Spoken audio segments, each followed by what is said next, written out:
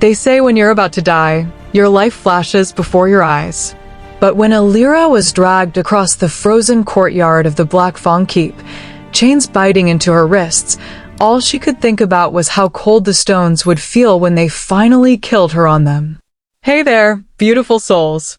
Welcome back to the channel, and if you're new here, please hit that subscribe button, drop a comment below, and let me know where you're watching from. Alira had been sold 3 times before she turned 18. The first time, she was 11.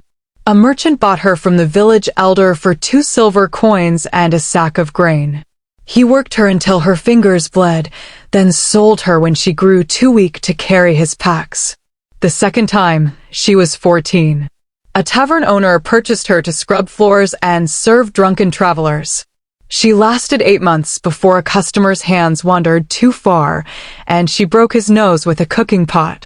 The tavern owner beat her unconscious and sold her that same night. The third time, she was 16.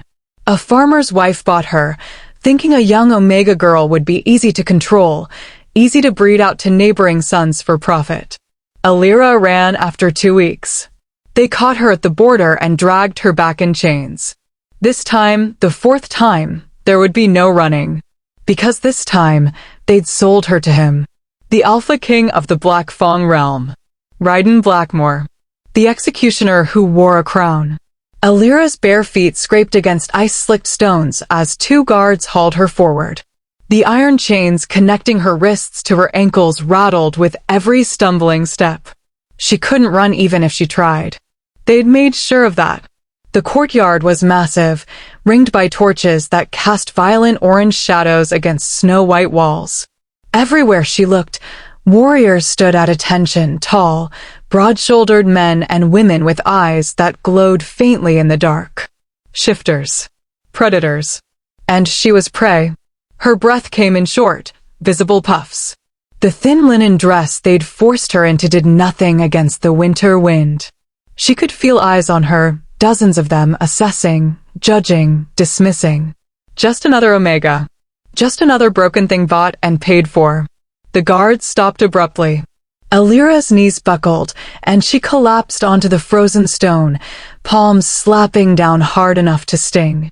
Her dark hair fell forward, curtaining her face. Good. Let them not see her eyes. Let them not see the fear she'd learned to bury so deep it had almost become nothing. Almost. Presenting the Omega, one of the guards announced, his voice flat and bored. Purchased from the Ashvale border village as per your request, my king. Silence. Alira didn't dare lift her head. She'd heard the stories. Everyone had. Ryden Blackmore was the most feared alpha in 5 territories. He'd taken the throne at 19 after killing his own father in single combat, a father who'd been a tyrant, a monster, a king who ruled through terror. Ryden had torn out his throat in the center of the capital and declared a new era. But new didn't mean gentle. They said he was brutal in battle, that he showed no mercy to enemies, that he could shift faster than thought, a massive black wolf with silver eyes that saw straight through lies and cowardice, that he'd executed traitors with his bare hands, that he kept no queen, no mate, because no woman could survive his intensity. And now Alira belonged to him. Her stomach twisted. She waited for the command. For the rough hand on her neck, forcing her to her feet. For the cold voice telling her to strip, to submit, to obey. But it didn't come. Instead, she heard something she didn't expect. Footsteps. Slow. Deliberate. Coming toward her. Alira's breath caught. The footsteps stopped directly in front of her. She could see his boots now, black leather, worn but well-made, laced tight. She squeezed her eyes shut. Please let it be quick. Look at me. The voice was deep. Quiet. Not cruel, but not kind either. Just steady. Like distant thunder. Alira's hands trembled. She didn't move. I said look at me. A pause. Then, softer. Please. Please? Alphas didn't say please. Owners didn't say please. Slowly, painfully, Alira forced her head up. And she looked into the face of the man who'd bought her. Ryden Blackmore was not what she expected. He was tall, impossibly tall, with broad shoulders and a warrior's build that spoke of violence and control. His hair was black as midnight, slightly too long, falling across his forehead in a way that softened the sharp angles of his face. His jaw was strong, shadowed with stubble. His skin was tanned, marked with faint scars she could see even in the torchlight. But it was his eyes that stopped her cold. Silver. Not the cold, predatory silver of a wolf on the hunt. Warm silver. Moonlight silver. And they were looking at her like she was something precious. Something breakable.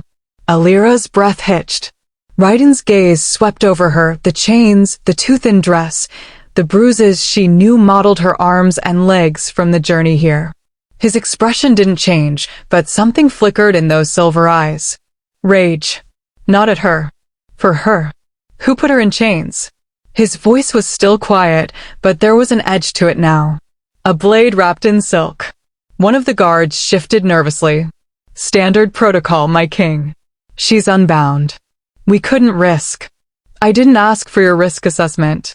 Raiden's tone dropped to something colder. Darker. I asked who put her in chains. Silence. Remove them, Raiden said. The guard hesitated. My king, she hasn't been. Now.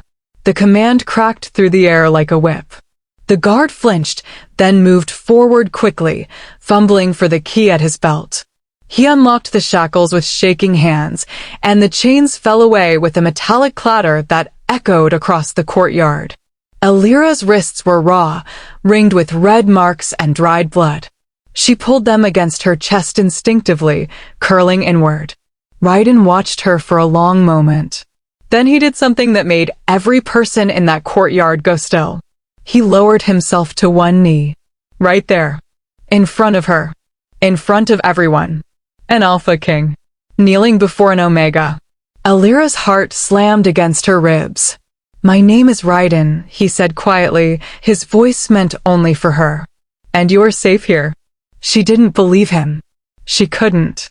But when he reached behind himself and unfastened the heavy fur-lined cloak from his shoulders, when he leaned forward slowly, carefully, and draped it around her trembling body, something inside her cracked.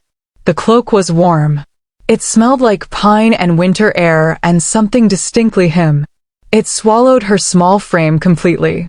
Raiden pulled back, still kneeling. What's your name? Alira's throat was dry. She hadn't spoken in days. Maybe weeks. Speaking drew attention. Attention drew pain. But his eyes, those impossible silver eyes, were patient. Alira, she whispered. The corner of his mouth lifted.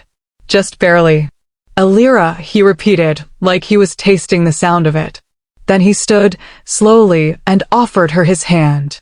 She stared at it. No one had ever offered her a hand before. You don't have to take it, Raiden said gently. But I'd like to help you stand. Her fingers twitched. She didn't know what possessed her, maybe exhaustion, maybe shock, maybe the bone-deep cold, but she reached out. The moment her hand touched his, warmth flooded through her. Not heat, not fire, just warmth. Raiden closed his fingers around hers carefully, like she was made of glass, and helped her to her feet. She swayed, and his other hand came up instinctively to steady her elbow. Easy, he murmured. I've got you. Alira looked up at him, trembling inside his cloak, and for the first time in her life, she didn't know what to do. Because the Alpha King who was supposed to break her was holding her like she mattered. And that terrified her more than cruelty ever could. Raiden led her inside. Not dragged. Not commanded. Led. His hand remained lightly on her elbow, a steady presence, not a grip. He matched his pace to hers, which meant they moved slowly through the massive stone corridors of the Black Fang Keep. Warriors and servants alike pressed themselves against the walls as they passed, heads bowed in deference to their king. But Alira felt their eyes.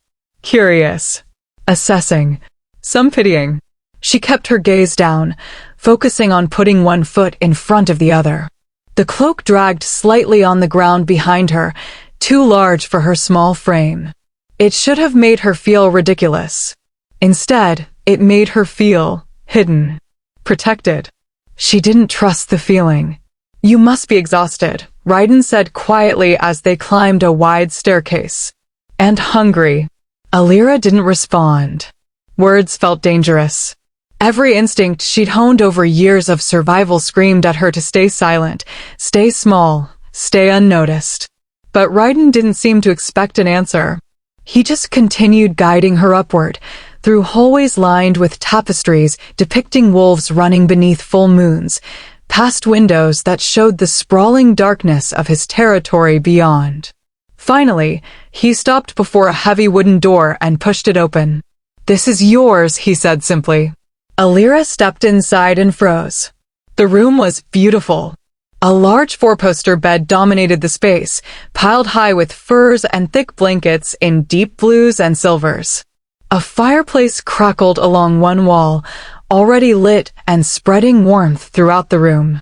There were windows, real windows with actual glass, that looked out over snow-covered mountains. A desk sat in one corner with paper and ink. A wardrobe stood against another wall.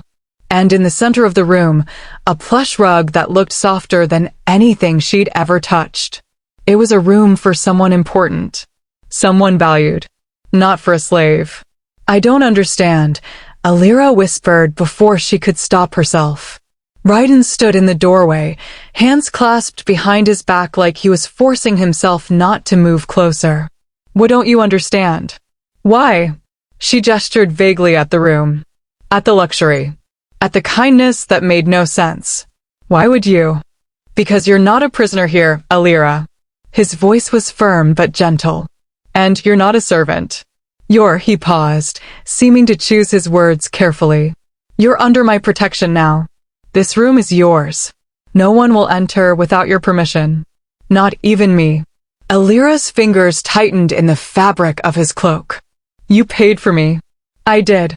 Then I'm yours." Something painful flashed across Raiden's face. "No, you're not." "I don't understand," she repeated, more desperately this time. Because she didn't. Nothing in her life had prepared her for this. For gentleness from a man with the power to take whatever he wanted. Raiden was quiet for a long moment. Then he stepped into the room, slowly, telegraphing every movement, and moved to the desk. He picked up a small brass bell and held it up. "If you need anything," he said, "ring this. Someone will come. Food, water, more blankets, clothes, anything. You don't have to ask permission. You don't have to earn it. Just ring the bell." He set it down carefully. "There's a bathing room through that door." He gestured to a side entrance. "Hot water, soap, towels. Everything you might need." Alira stared at him. "I'll have food sent up," Raiden continued. "You should eat. Rest. Tomorrow, if you're feeling up to it, I'd like to speak with you. But only if you want to." He was already backing toward the door. "Wait," Alira heard herself say. Raiden stopped immediately. "Yes. Why did you buy me?" The question came out small, broken. "What do you want from me?" For the first time, she saw something raw in his expression. Vulnerability. Like she'd asked the one question he'd been dreading. "I want." He exhaled slowly. "I want you to feel safe. That's all. I know you have no reason to believe me. I know you're scared. But I swear to you, Alira, on my life, on my crown, on everything I am, I will never hurt you." "Everyone hurts me," she whispered. Raiden's joy tightened. "Then everyone before me was a fool." The words hit her like a physical blow. Not because they were harsh, but because they were spoken with such quiet certainty. Like he genuinely couldn't comprehend why anyone would want to cause her pain. "Get some rest," Raiden said softly. "We'll talk tomorrow. Or the day after. Or whenever you're ready." He turned to leave. "Your cloak," Alira said suddenly, realizing she was still wrapped in it. Raiden glanced back, and for the first time, she saw the hint of a smile. "Keep it. You need it more than I do." And then he was gone, closing the door gently behind him. Alira stood alone in the center of the beautiful room, drowning in a cloak that smelled like safety, and for the first time in years, she cried. Outside the door, Raiden pressed his back against the stone wall and closed his eyes. His wolf was howling inside him. Mate, mate, mate. He'd known the moment he'd seen her. The moment those wide, terrified brown eyes had looked up at him, everything inside him had recognized her. The bond had snapped into place with such force, it had nearly brought him to his knees. His mate. Broken. Terrified. Scarred. And absolutely forbidden to him. Rough night, brother? Raiden opened his eyes to find his younger sister, Kara, leaning against the corridor wall with her arms crossed. She was tall for a woman, with the same black hair and silver eyes that marked the Blackmore bloodline. But where Raiden was all controlled power, Kara was wild energy, a warrior who'd earned her place in his guard through skill and ferocity. Don't, Raiden said quietly. Don't what? Ask why the entire keep is buzzing about the king kneeling before an Omega? Or don't ask why you look like you're about to punch through a wall. Both. Kara pushed off the wall and moved closer, her expression softening. She's the one, isn't she? The one the seers told you about. Raiden didn't answer. He didn't have to. Raiden, Kara said gently, you can't do this to yourself. You can't have her here and not. I'm not doing anything. His voice came out harsher than he intended. I gave her a room. Safety. That's all. That's not all, and you know it. Kara's eyes were too knowing. You bought her because you thought you could save her from whatever hell she was living in. But what happens when she realizes what she is to you? What happens when the bond? Nothing happens. Raiden cut her off. The bond doesn't matter if she doesn't choose it. And she won't. She shouldn't. I won't force this on her, Kara. I won't become what our father was. You're nothing like him. Aren't I? Raiden's hands clenched into fists. I bought her. Like property. Because I was selfish enough to want her close, even knowing it's torture for both of us. You bought her because leaving her there meant death or worse, Kara corrected firmly. You gave her a choice. A chance. That's not selfish, Raiden. That's enough. He straightened, pulling his king's mask back into place. Post guards at the end of this corridor. Discreet. If she needs anything, they're to provide it immediately. No one disturbs her without my direct order. And you. I stay away. The words tasted like ash. As much as possible. Kara looked at him with something close to pity. You're going to kill yourself trying to resist the mate bond. Better me than her. He walked away before his sister could argue further, heading toward his own chambers at the far end of the keep. As far from Alira as he could physically get while still being under the same roof. It wasn't far enough. His wolf snarled and clawed inside him, demanding he go back, demanding he claim what was his by right of nature and instinct. But Raiden had spent his entire life learning control. Learning to be better than his base instincts. Learning to lead with his head instead of his rage. He could control this too. He had to. Because the curse that bound him was simple and absolute. He could never claim his mate unless she chose him freely, without coercion, without fear, without obligation. Only true, willing acceptance would satisfy the ancient magic. If he claimed her any other way, the curse would activate. His wolf would consume him from the inside out, turning him into the very monster his father had been. Mindless. Violent. A creature that would destroy everything he loved, including her. So he would wait. And he would give her every reason to never choose him. Because loving her gently from a distance was the only way to keep her safe. Even if it destroyed him in the process. Alira didn't sleep. She tried. She lay on the massive bed, buried under furs that were softer than clouds, staring at the ceiling and waiting for the other shoe to drop. Because kindness like this didn't exist. Not for girls like her. There had to be a catch. A price. Something he wanted that he hadn't revealed yet. Around midnight, unable to stand the spinning thoughts any longer, she slipped out of bed. She was still wearing the thin dress from the village, and despite the fire, she felt cold. Raiden's cloak lay draped over a chair where she'd carefully placed it. She picked it up, wrapped it around herself again, and moved to the window. The view was stunning. Mountains rolled away into darkness, their peaks silver with snow under a half-moon. Forests stretched in every direction, wild, untamed, ancient. Somewhere out there, wolves were running. She could feel it somehow, a pull in her chest that whispered of moonlight and freedom and things she'd never allowed herself to want. A soft knock made her jump. "Miss?" A female voice called through the door. "The king requested food be brought to you. May I enter?" Alira hesitated, then moved to the door and opened it a crack. A young woman stood in the hallway holding a tray. She was pretty, with warm brown skin and kind eyes, wearing the practical clothing of a keep servant. She smiled when she saw Alira. "I'm Maya," she said cheerfully. "I work in the kitchens. King Raiden wanted to make sure you had a proper meal." She glanced at the tray. "I brought soup. It's hearty, good for cold nights. Fresh bread, cheese, fruit, and honey tea. Is it all right if I bring it in?" Alira nodded mutely and stepped back. Maya bustled inside and set the tray on a small table near the fire. The smell hit Alira immediately, rich, savory, real. Her stomach clenched painfully. She couldn't remember the last time she'd eaten something that wasn't stale or spoiled or given as an afterthought. "There you go," Maya said, arranging everything carefully. She paused, taking in Alira's appearance, the too-thin frame, the bruises, the wariness in her eyes. Her expression gentled. "You've had a long journey, haven't you?" Alira didn't know how to answer that. Maya didn't seem to expect one. "Well, you're safe now. King Raiden," she smiled slightly. "He's a good man.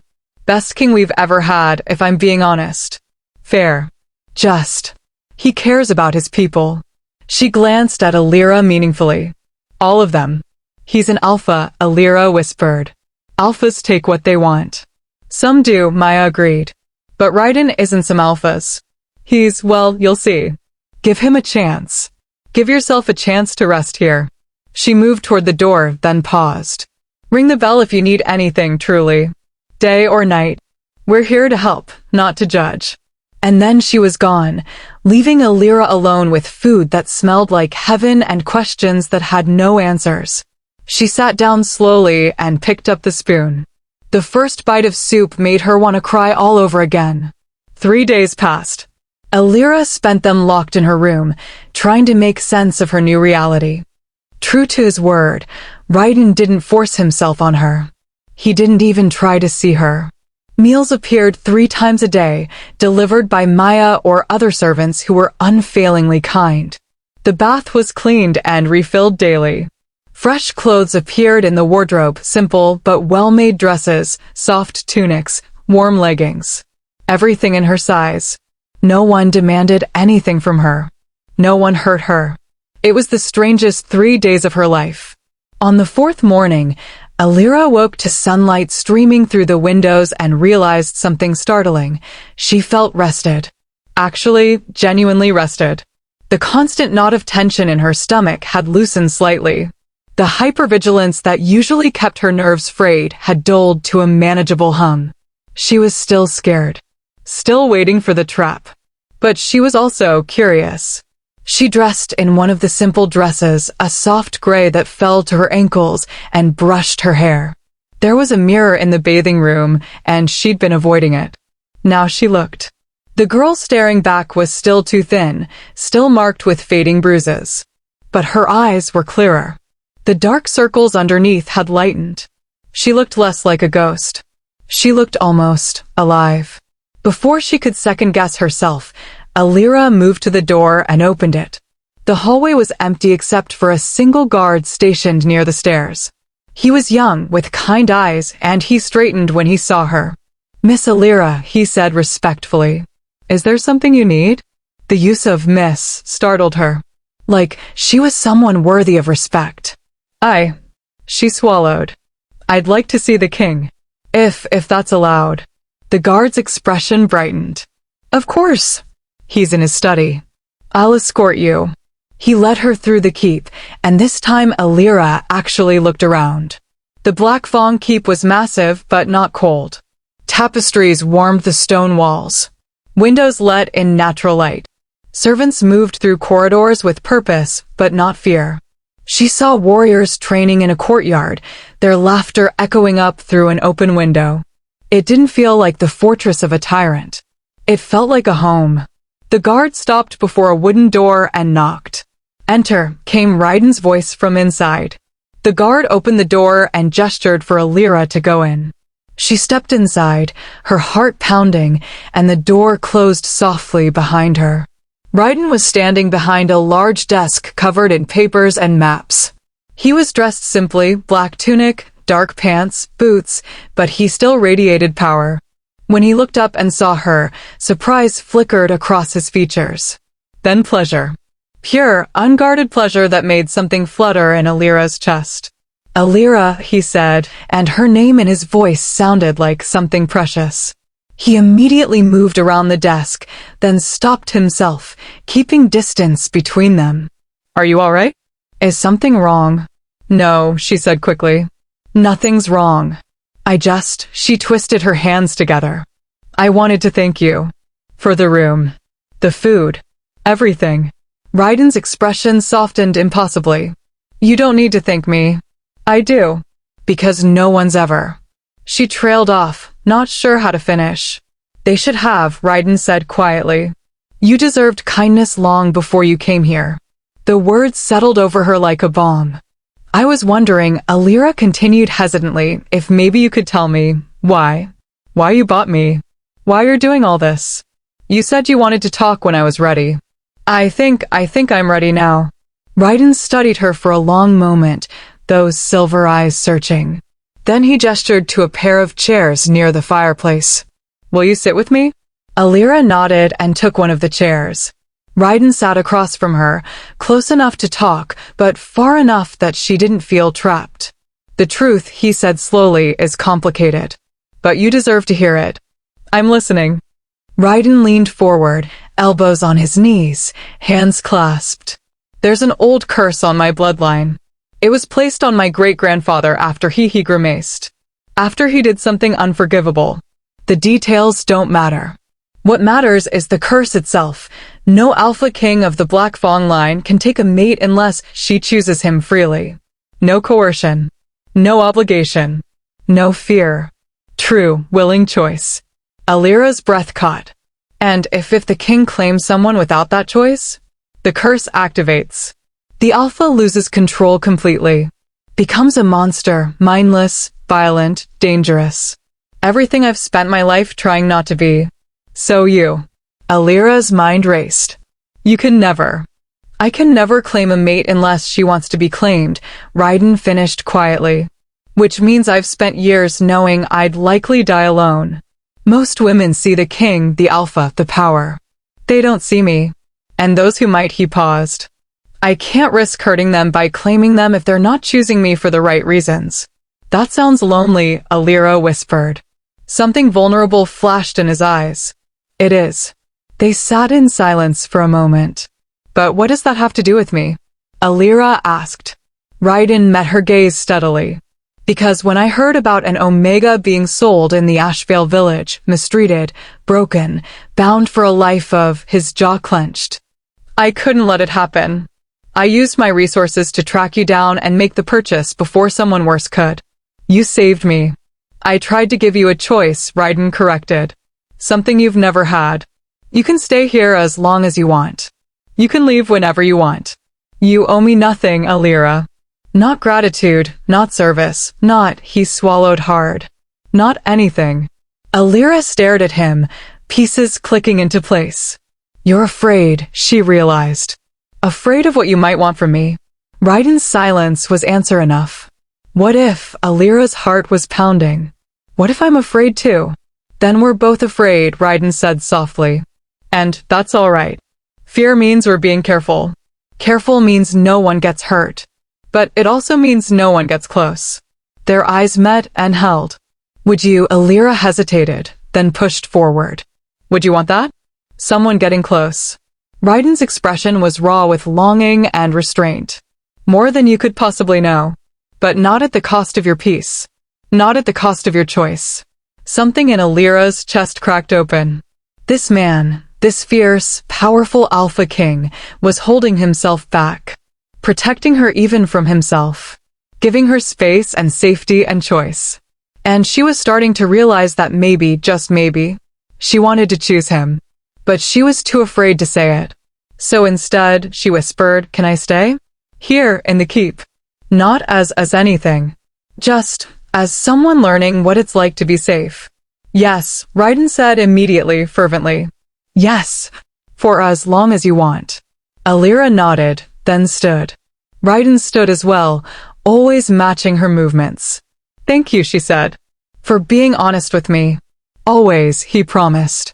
She moved toward the door, then paused and looked back. Raiden was watching her with such careful hope it made her chest ache. "Raiden," she said softly. "Yes, I'm glad you bought me."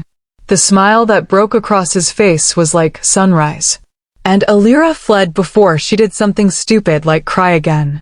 But in the hallway, pressed against the stone wall with her hand over her racing heart, she couldn't stop the smallest smile from tugging at her own lips.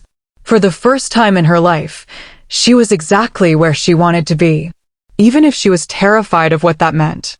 The next 2 weeks passed like a dream Alira was afraid to wake from. She fell into a rhythm. Mornings meant breakfast in her room. Maya always brought it with a smile and idle chatter that required nothing from Alira but listening. Afternoons, she began exploring the keep. At first, just the hallways near her room. Then the libraries. The gardens, even in winter. The training yards where she could watch from a distance. And everywhere she went, people were kind. Warriors nodded respectfully as she passed. Servants greeted her by name. Children playing in the corridors would wave, and once, a little girl gave her a winter flower she'd picked from the greenhouse. No one grabbed her. No one leered. No one made demands. It was surreal. But the most surreal part was Raiden. She saw him daily now. Not because he sought her out. He was always careful about that, always letting her come to him, but because she found herself gravitating toward his study during the afternoons when he worked. He never minded the interruption. He'd look up from his papers with that soft smile that seemed reserved only for her and ask about her day. Sometimes they talked. Sometimes they sat in comfortable silence while he worked and she read from his extensive library. He told her about the pack, about his responsibilities, about the territories he protected. She told him small things, her favorite color, blue, that she'd always wanted to learn to read properly. He immediately assigned a tutor, that she'd never seen the ocean. He promised to take her in spring if she wanted. They never touched. Raiden was scrupulous about maintaining distance, and Alira was grateful. Mostly. Sometimes she caught herself wondering what his hand would feel like if he held hers again. If his arms would be as warm as his cloak. But she was too afraid to find out. Because beneath the growing comfort, the lurking question remained, what am I to him? He'd said the curse meant he couldn't claim a mate without true choice. He'd saved her from being sold to someone worse. But he'd never said if she was his mate. And Alira was too terrified to ask. Everything changed on the night of the winter moon. Alira was in the library, curled up in a chair by the fire with a book of old legends Maya had recommended. She was so engrossed she didn't hear the doors open, didn't notice someone approaching until a shadow fell across her page. She looked up. A woman stood before her. Tall, elegant, with pale blonde hair and ice blue eyes. She was beautiful in a cold, sharp way, like a blade wrapped in silk. Her dress was expensive, her posture perfect. And she was looking at Alira like something unpleasant she'd found on her shoe. "So you're the little Omega everyone's whispering about," the woman said, her voice cool and cultured. Alira's instincts screamed danger. She stood slowly, clutching the book like a shield. Who are you?" "Lady Morgana Silverpine." The woman's smile didn't reach her eyes. "I'm the daughter of the Northern Territory Alpha. Raiden and I have been close for many years." The way she said close made Alira's stomach twist. "I came to visit my dear friend," Morgana continued, circling Alira slowly. Imagine my surprise when I heard he'd bought himself a pet. I'm not a pet, Alira said quietly. No? Morgana's eyebrows lifted. Then what are you? A servant? A companion. She said the last word with deliberate insinuation. Alira's face heated. I'm under the king's protection. How convenient for you. Morgana stopped directly in front of her. Let me give you some advice, little Omega. Whatever you think is happening here, whatever fantasy Raiden has allowed you to indulge, it's temporary. Men like him don't keep women like you. Not permanently. Each word was a knife, perfectly placed. He's been kind to you, I'm sure, Morgana went on. Raiden has always had a weakness for broken things. But kindness isn't love. Protection isn't devotion. And when he tires of this charity project, you'll find yourself right back where you started. That's not true, Alira whispered, but even she could hear the doubt in her voice. Isn't it? Morgana leaned in. You think you're special? You think you're the first sad creature he's tried to save? He collected strays when he was younger too. A wounded bird. An orphaned wolf cub. He nursed them back to health and then released them into the wild where they belonged. Her smile was cruel. What makes you think you're any different? Alira couldn't breathe. Because some terrible part of her had been thinking the same thing. Wondering when the kindness would end. Waiting for Raiden to realize she wasn't worth the effort. Leave her alone, Morgana. Both women spun. Kara stood in the library doorway, arms crossed, silver eyes blazing with anger. She stalked forward, and Morgana actually took a step back. I was just introducing myself, Morgana said smoothly. You were being cruel, Kara corrected coldly. Which seems to be your natural state. I suggest you return to your guest quarters before I tell my brother exactly what you said to Alira. I'm sure Raiden would love to hear that his sister is threatening his guests. Try me. Kara's voice dropped to something dangerous. See what happens. Morgana's jaw tightened. She shot Alira one last venomous look, then swept from the library in a rustle of expensive skirts. The moment she was gone, Kara turned to Alira with concern. Are you all right? Alira nodded numbly, though she felt anything but all right. Don't listen to her, Kara said firmly. Morgana has been trying to sink her claws into Raiden for years. She thinks because our fathers discussed a potential alliance marriage when we were children, she has some claim to him. She doesn't. But she's right, Alira whispered. Isn't she? I am just temporary.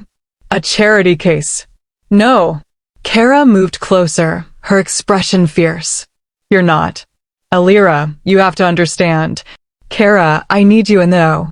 Raiden stood in the doorway, and his eyes went immediately to Alira. His expression shifted from neutral to concerned in an instant. What happened? He asked, moving into the room. Alira, you're pale. Lady Morgana, Kara said flatly. She introduced herself. Raiden's entire body went rigid. What did she say? Nothing, Alira said quickly, finding her voice. We just talked. Don't protect her, Kara said. She was vicious. Raiden's eyes flashed silver, wolf rising to the surface. Where is she? Her quarters, I assume. Raiden.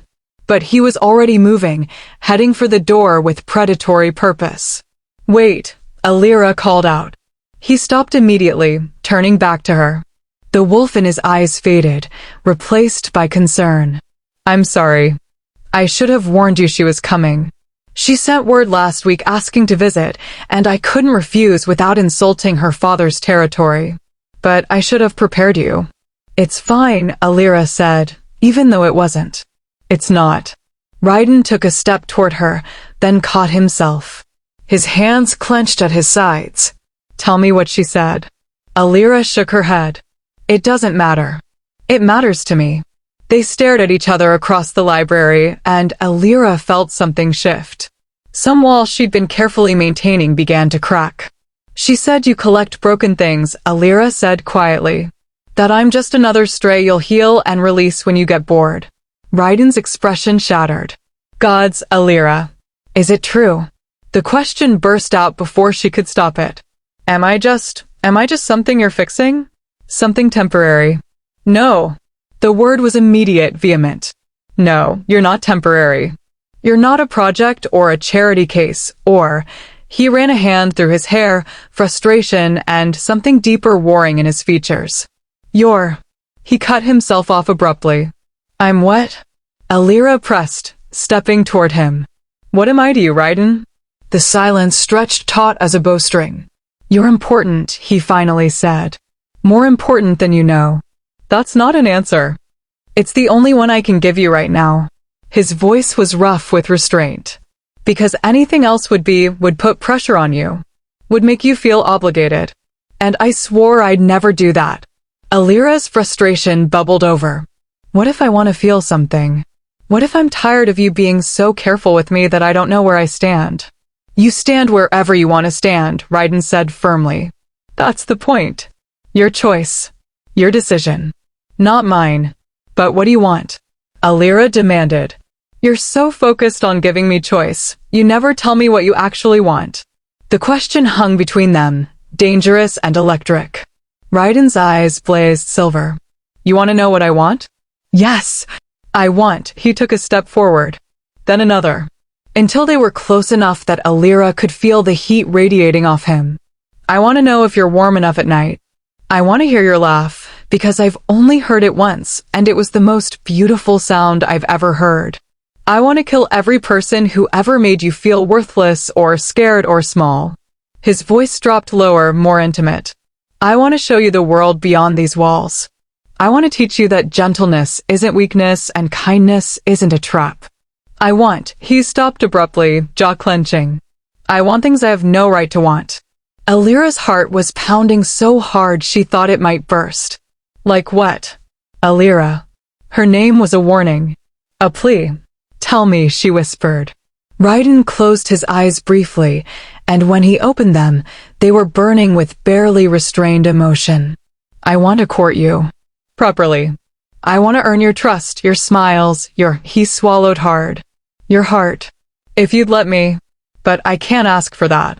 I can't risk influencing you. Can't risk you choosing me out of gratitude or obligation or... What if it was an obligation? Alira heard herself ask. What if I wanted to try?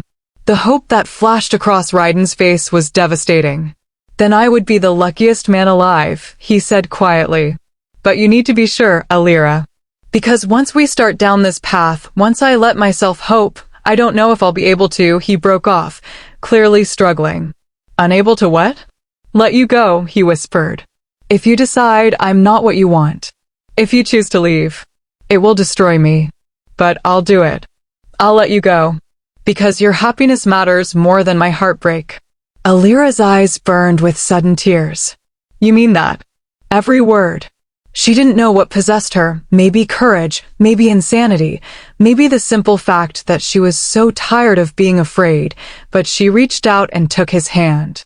Raiden went absolutely still, staring down at their joined hands like he couldn't quite believe it was real. His hand was warm, calloused, strong, and it closed around hers with devastating gentleness. I don't know what I want yet, Alira said honestly. I don't know if I can be what you need, but I know. She took a shaky breath. I know I want to try. To see. If you're willing to be patient. I would wait forever, Raiden said, and she knew he meant it. It might take a while. I have time. I might change my mind. Then I'll survive it. You might regret this. Impossible. His thumb brushed over her knuckles in the softest caress. The only thing I'd regret is not trying. Alira looked up at him, this powerful, controlled alpha who was holding her hand like she was made of starlight, and felt something terrifying and wonderful unfurl in her chest. Maybe this was what hope felt like. Okay, she whispered. Okay, let's try. Let's court. Or whatever you want to call it. The smile that spread across Raiden's face was pure joy. Unguarded and bright, and so beautiful it made her chest ache. May I take you to dinner tomorrow? He asked. Properly. Not in your room or my study. An actual dinner. Just the two of us. Alira nodded, not trusting her voice. And Alira? Raiden said softly. Morgana is leaving tomorrow. I'm sending her home with a very clear message that she is never to speak to you that way again. You are not temporary. You are not a project. You are," he paused, seeming to choose his words carefully. "You are someone I care about very much. And anyone who can't respect that isn't welcome here. You don't have to." "I do," he said firmly. "Because you matter. To me. To this pack. You're not just under my protection, Alira. You're part of this place now. If you want to be." Something in her chest cracked open completely. "I think I do," she whispered. And when Ryden's hand tightened around hers, just a little, Alira didn't pull away.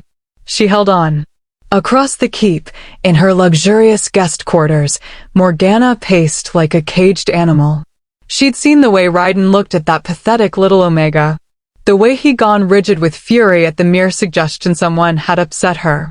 It was the way Morgana had been trying to get him to look at her for years. She pulled a small crystal from her pocket, a communication stone linked to one specific person. She pressed it, and moments later, a voice echoed in her mind.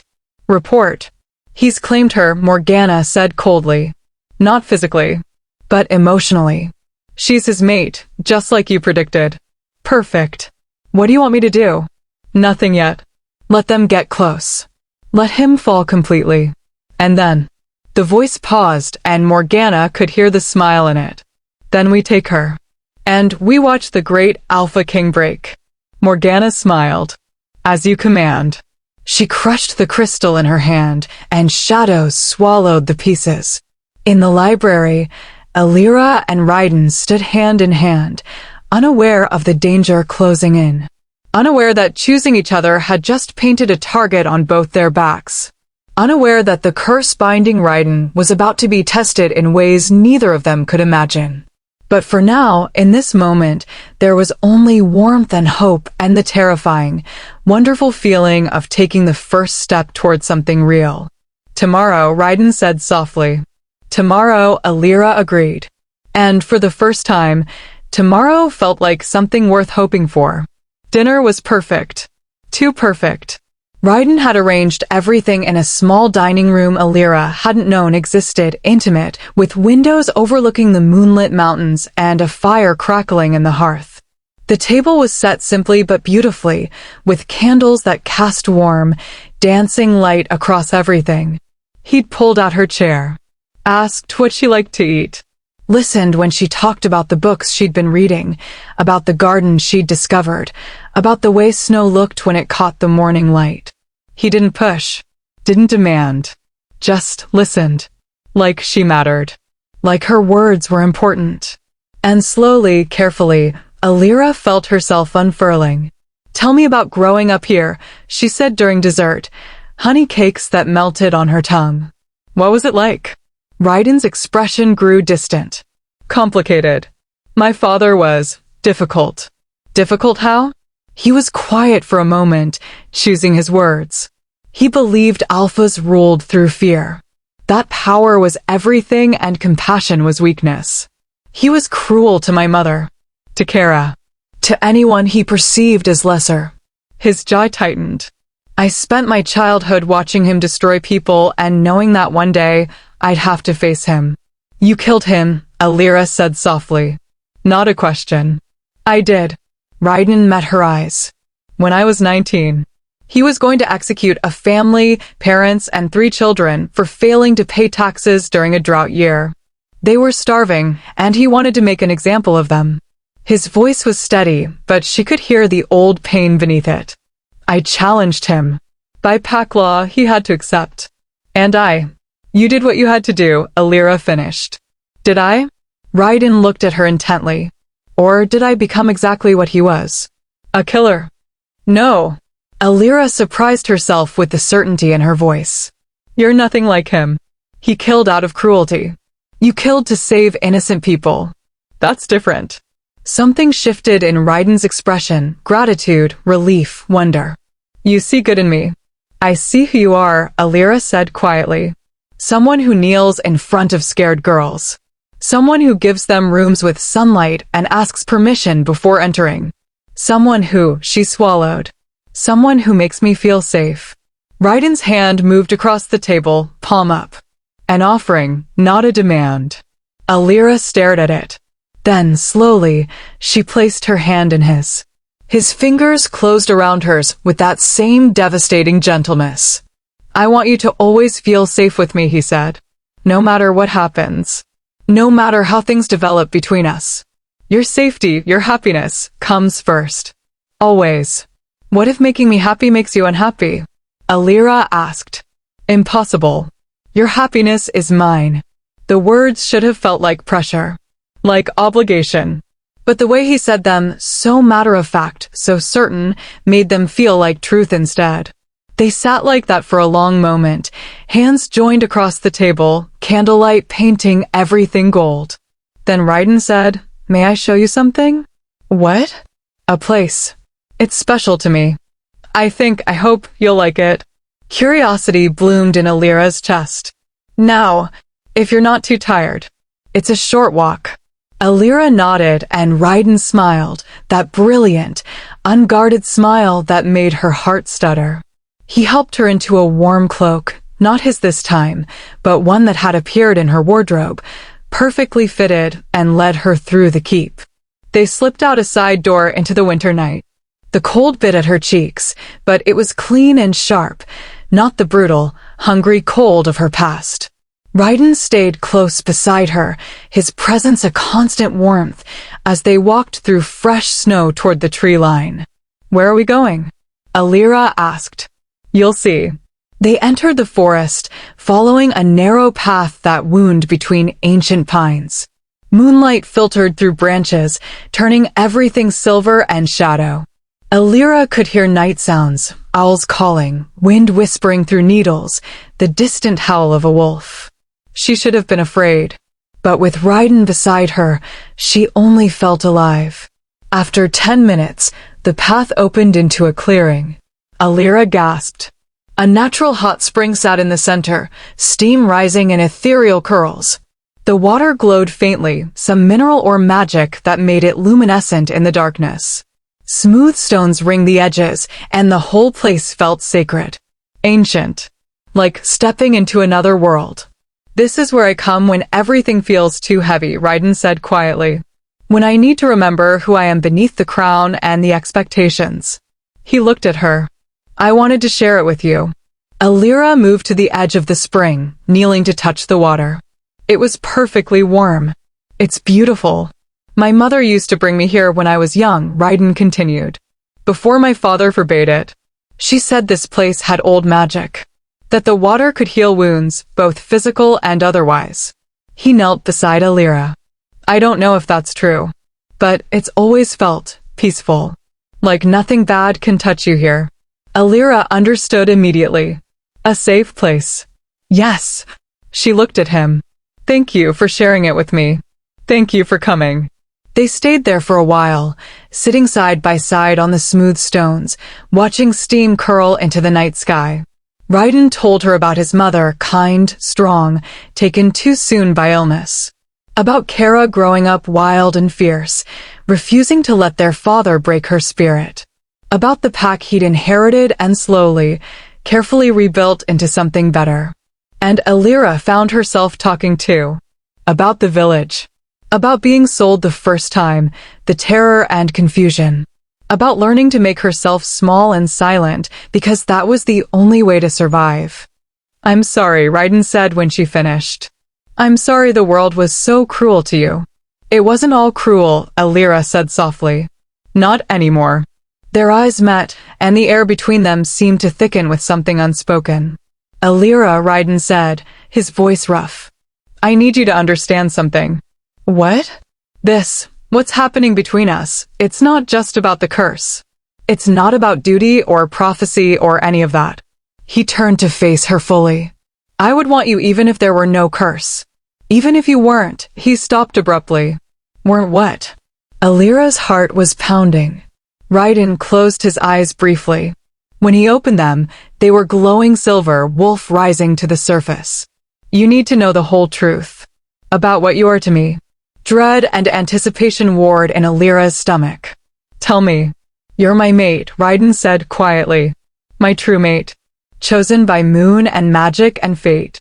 I knew the moment I saw you. My wolf recognized you instantly. The words hit Alira like a physical blow. She stood abruptly, stumbling back. What? Raiden stood too, hands raised in a calming gesture. I know it's overwhelming. That's why I didn't tell you before. I didn't want you to feel trapped or obligated. You lied to me? No, he said firmly. I didn't tell you everything. Because telling you would have put pressure on you. Would have made you feel like you had to. Had to what? Choose you. Alira's voice rose. You've been courting me, being kind to me, and the whole time you knew? You knew we were fated, and you didn't think I deserved to know that. I was trying to protect you, Raiden said, and she could hear the desperation in his voice. Trying to give you a real choice, not one influenced by mate bonds or... You don't get to decide what I can handle. Alira shot back. You don't get to choose what truths I'm strong enough to hear. You're right. Raiden's shoulders sagged. You're absolutely right. I should have told you from the beginning. I was so afraid you'd run. Or feel trapped. I feel trapped now, Alira whispered. Because everything I've been feeling, every moment I thought I was choosing, was any of it real? Or was it just the mate bond manipulating me? It's real, Raiden said urgently. Alira, listen to me. The mate bond doesn't create feelings. It recognizes compatibility. But what you feel, what you choose, that's you. The bond doesn't make you do anything. It just makes what's already there stronger. How do I know that? Alira demanded. How do I know what's me and what's the bond? Because you can resist it, Raiden said. Plenty of fated mates reject each other if they're not compatible in other ways. The bond can be broken. It's painful, but it can be done. You have that choice. Alira wrapped her arms around herself, feeling cold despite the cloak. I need to think. Of course. Take all the time you need. Raiden looked devastated but determined. I'll walk you back. No, Alira said quickly. I need space. To think. Alone. She saw the flash of hurt in his eyes before he masked it. All right. But please let me at least walk you to the tree line. It's not safe for you to be alone in the forest at night. Alira wanted to argue, but she also wasn't stupid. She nodded stiffly. They walked back in silence, and every step felt like a mile. When they reached the edge of the trees, Alira turned. I'm not angry that we're mates, she said quietly. I'm angry that you didn't trust me enough to tell me. That you made decisions about what I could handle without asking me. I know, Raiden said. And you have every right to be angry. I'm sorry, Alira. Truly. She nodded, then turned and hurried toward the keep without looking back. She was halfway across the courtyard when she heard it. A howl. Not the normal, distant howl she'd grown used to hearing at night. This was close. Urgent. A warning. Alira froze. More howls joined the first, dozens of them, forming a discordant chorus that made her blood run cold. Behind her, she heard Raiden's voice, sharp with command. Guards. Perimeter breach.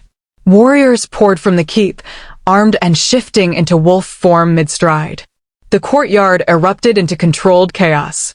Alira stood paralyzed, not sure where to go or what to do. Then a hand closed around her arm. She spun, relief flooding through her Raiden. But it wasn't Raiden. It was a man she'd never seen before. Tall, with cruel eyes and a smile that made her skin crawl. He wore the uniform of a keep guard, but something about him was wrong. Hello, little Omega, he said. You're coming with me. Alira opened her mouth to scream, but he clamped a hand over it and dragged her backward toward the gates. She struggled, kicking and clawing, but he was too strong. An alpha. And she was nothing. Powerless. No. The word blazed through her mind with sudden fury. No. I am not powerless. Not anymore. Alira bit down hard on the hand covering her mouth. Tasted blood. The man cursed and loosened his grip just enough. Raiden, she screamed with everything she had. The response was immediate. A massive black wolf exploded from the tree line, silver eyes blazing with lethal fury. It moved faster than thought, a blur of muscle and rage and deadly intent. Raiden, in wolf form, slammed into Alira's attacker with enough force to send them both flying.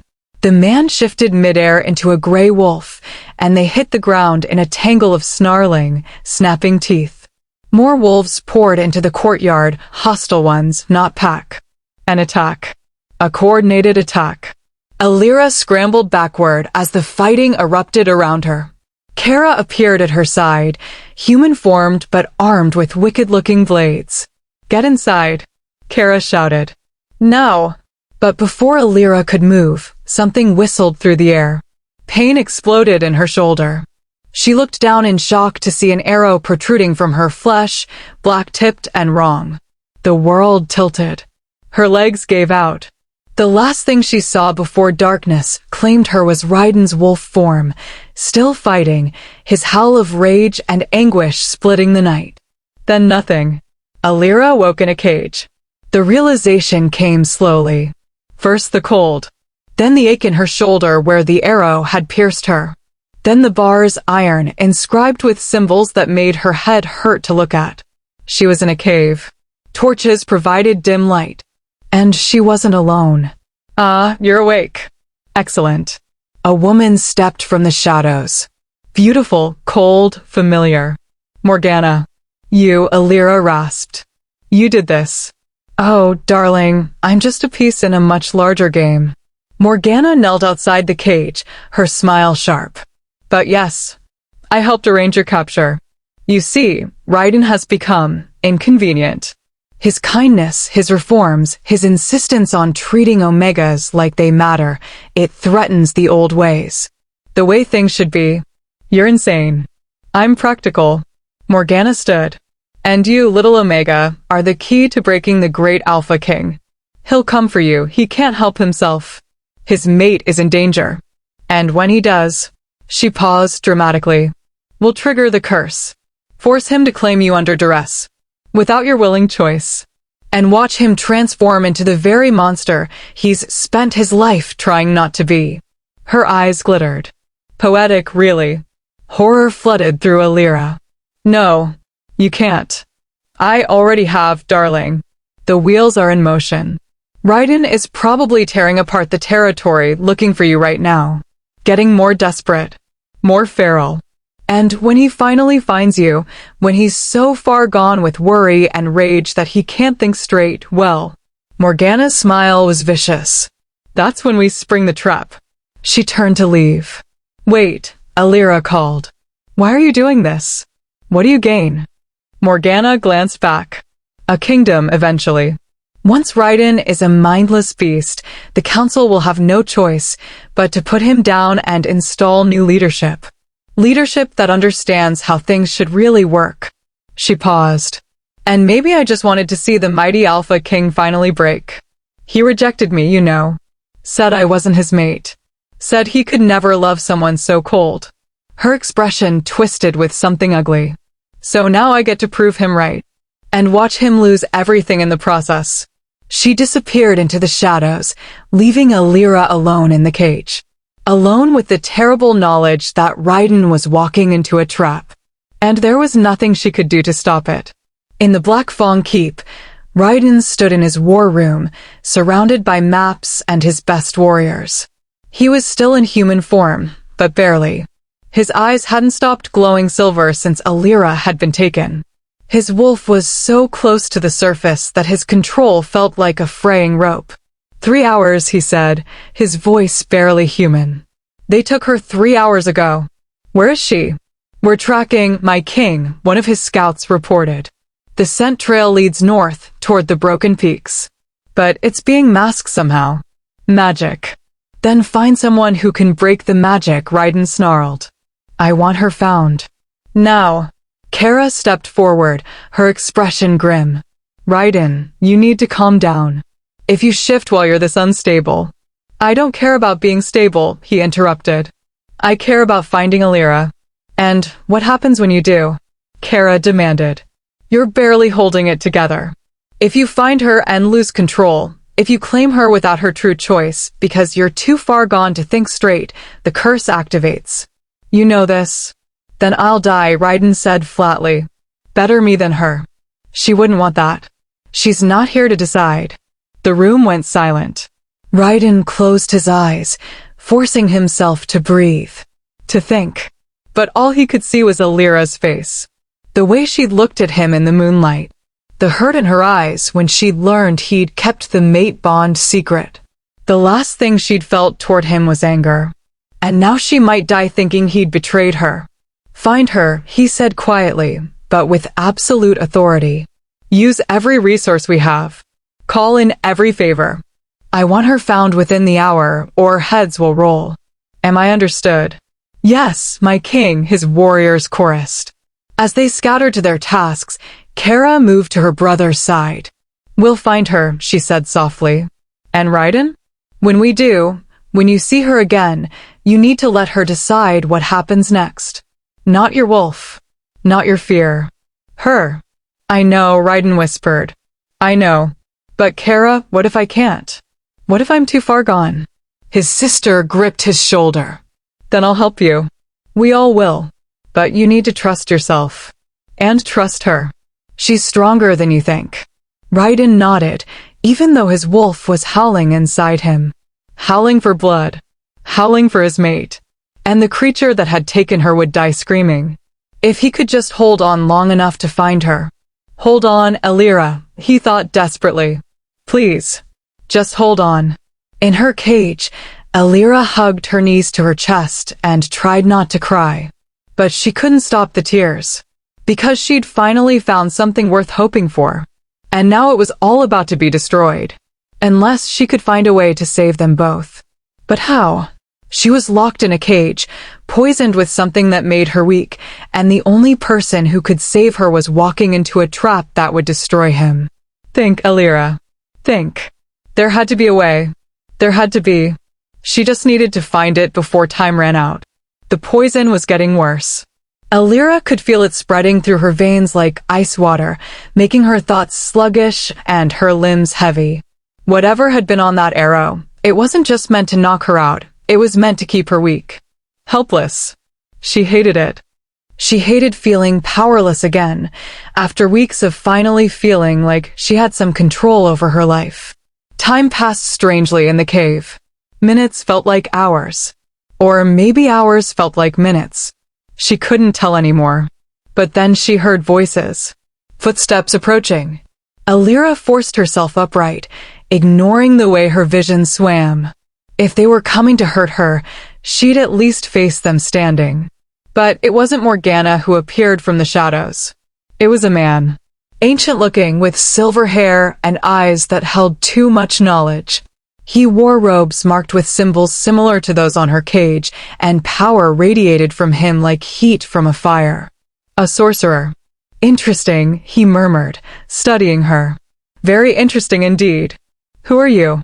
Alira demanded, trying to sound stronger than she felt. My name is Aldrich. I'm the one who designed this trap. He circled her cage slowly. And you, little Omega, are far more than you appear to be. I don't know what you're talking about. Don't you? Aldrich smiled. Tell me, have you always felt different? Like there was something inside you that didn't quite fit? A power you couldn't name. Alira's breath caught. Because yes, she had felt that. All her life. A strange awareness that hummed beneath her skin. The way she could sometimes sense emotions from others. The dreams she had of running on 4 legs beneath a moon that felt like home. She'd always thought it was just wishful thinking. The desperate fantasies of a girl who wanted to be more than what she was. I see recognition in your eyes, Aldrich said. Good. Then let me educate you about your true nature. He pulled a worn book from his robes and opened it to a marked page. Have you ever heard of the Moonbound line? Alira shook her head. No, you wouldn't have. The bloodline was thought extinct centuries ago. Aldrich's eyes gleamed. They were Omegas, yes, but Omegas with a rare gift. The ability to bind or break alpha magic. To heal curses or strengthen them. To tip the balance of power itself. Cold dread settled in Alira's stomach. You're lying. Am I? Tell me then, when Raiden is near you, does his control seem easier? Does his wolf feel calmer? She thought of all those afternoons in his study. The way he'd seemed more relaxed around her.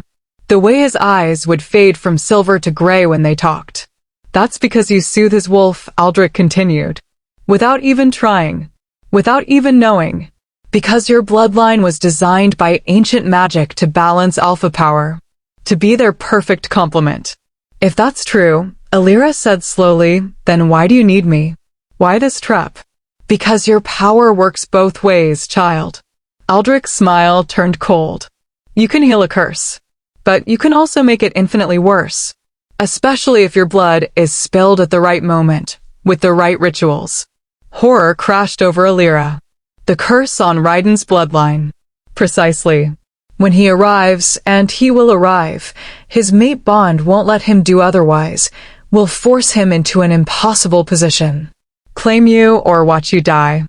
And in his desperation, he'll choose to claim you. But it won't be your willing choice. It will be coerced. Aldrich leaned closer to the bars. And the moment he claims you without your true consent, the curse will activate. But with your moonbound blood, it won't just turn him into a mindless beast. It will turn him into an abomination. A creature of pure rage and destruction that will tear apart everything he's built. His pack. His kingdom. Everyone he's ever loved. You're a monster, Alira whispered. I'm practical. Raiden's reforms threaten the traditional power structure. He gives Omegas rights. Treats them as equals. Weakens the alpha hierarchy that has maintained order for millennia. Aldrich straightened. He must be stopped. And you, unfortunate girl, are the weapon that will destroy him. He turned to leave. Wait, Alira called. You said my blood makes the curse worse. But you also said I can heal curses. Aldrich paused. Yes. If given freely, with true acceptance of the mate bond, your blood would break the curse entirely. But that requires genuine choice. Genuine love. And time, none of which you have. What if I could give it? Alira's mind was racing, pieces falling into place. What if I chose him before he got here? Before your trap could work? Aldrich laughed. Child, you're in a cage. Poisoned. Even if you somehow miraculously decided to accept a mate bond with a man you've known for mere weeks, you can't perform the ritual alone. It requires both parties. Conscious. Willing. Together. He disappeared into the shadows, still chuckling. But Alira's mind was spinning. Because she'd just learned 3 crucial things. 1. She wasn't powerless. She'd never been powerless. She had magic in her blood, magic that could save or destroy. 2. The mate bond between her and Raiden wasn't just fate. It was balance. 2 halves designed to complement each other. 3. She had a choice to make. Not because she was trapped. Not because she was obligated. But because somewhere in the past few weeks, between the gentle touches and patient conversations and the way he'd given her space to heal, she'd fallen in love with Raiden Blackmore. And she'd been too afraid to admit it until now. Raiden found the cave at dawn. His scouts had finally broken through the magical interference and tracked Alira's scent to the broken peaks. He'd run the entire way in wolf form, his pack flanking him, and when he finally shifted back to human to enter the cave system, his control was hanging by a thread. My king, Kara warned as they approached the entrance. This is a trap. You know it's a trap. I don't care. Raiden. She's in there, he snarled, and his eyes flashed silver. My mate is in there, hurt and scared, and I will burn this entire mountain down before I leave without her. Kara exchanged looks with the other warriors. They all knew. Their king was barely holding on. We go in carefully, Kara ordered. Slow. Watch for. A scream cut through the air. Alira's scream. Raiden didn't think. He charged into the cave, shifting mid-stride, his wolf taking over completely. The maze of tunnels should have confused him, but the mate bond was like a compass pointing straight to her. He followed it through the darkness, his pack struggling to keep up, until he burst into a large chamber. And there she was. Alira. In a cage. Pale and trembling, with blood staining her shoulder. But alive. Raiden shifted back to human form, breathing hard. Alira.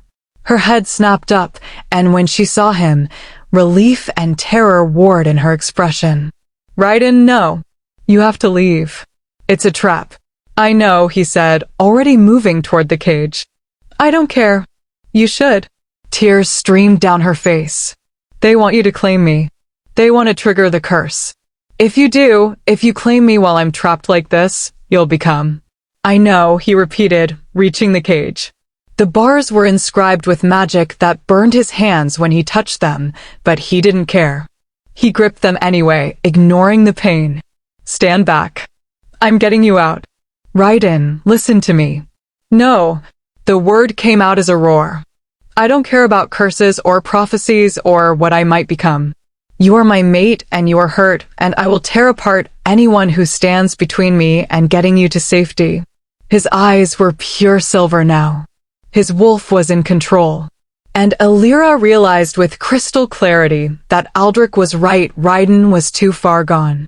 If he freed her now, in this state, his instinct would be to claim her immediately, to mark her as his, to ensure no one could ever take her again, and it would destroy them both.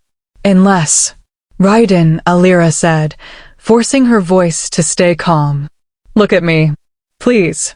Something in her tone penetrated the rage. His eyes focused on her face. I need you to listen, she continued. Can you do that? Can you listen to me? A visible war played out across his features.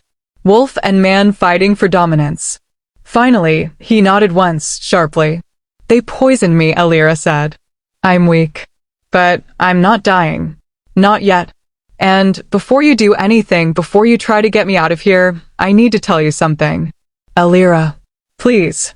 She pressed her hand against the bars, ignoring the way the magic made her skin tingle. You gave me time. You gave me space. You let me choose. So now I'm choosing. Let me speak. Raiden went very still. Then he nodded again. I was angry, Alira said. When you told me about the mate bond. And I had every right to be. You should have told me from the beginning. I know. But I understand why you didn't, she continued. You were trying to protect me. Trying to give me a real choice, free from pressure. And that, her voice cracked. That's the most loving thing anyone has ever done for me. Raiden's expression shattered. These past weeks I've been so scared, Alira went on. Scared of feeling too much. Scared of trusting someone who had power over me. Scared that if I let myself care, I'd lose everything again. She wiped at her tears with her free hand. But Raiden, I've been losing time. Wasting it. Because I was too afraid to admit something I've known for a while now. What? His voice was barely a whisper. I love you, Alira said simply. Not because of the mate bond.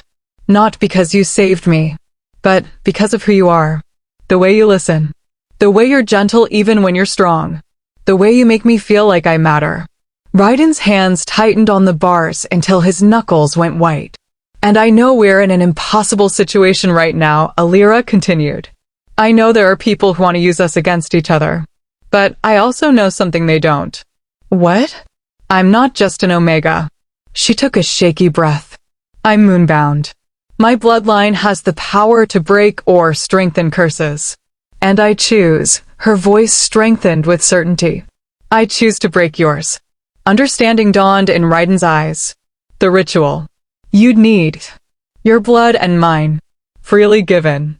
With true acceptance of the mate bond. Alira smiled through her tears. I accept it, Raiden. I accept you. Not because I'm trapped. Not because I'm scared. But because I want to. Because you're mine as much as I'm yours. Alira. Raiden breathed her name like a prayer. So before you tear apart this cage and claim me in a rage that triggers the curse, Alira held up her hand, showing where she'd bitten into her own palm, drawing blood. Claim me now. Here. With me choosing you freely. And let's break this curse together. For a moment, Raiden just stared at her.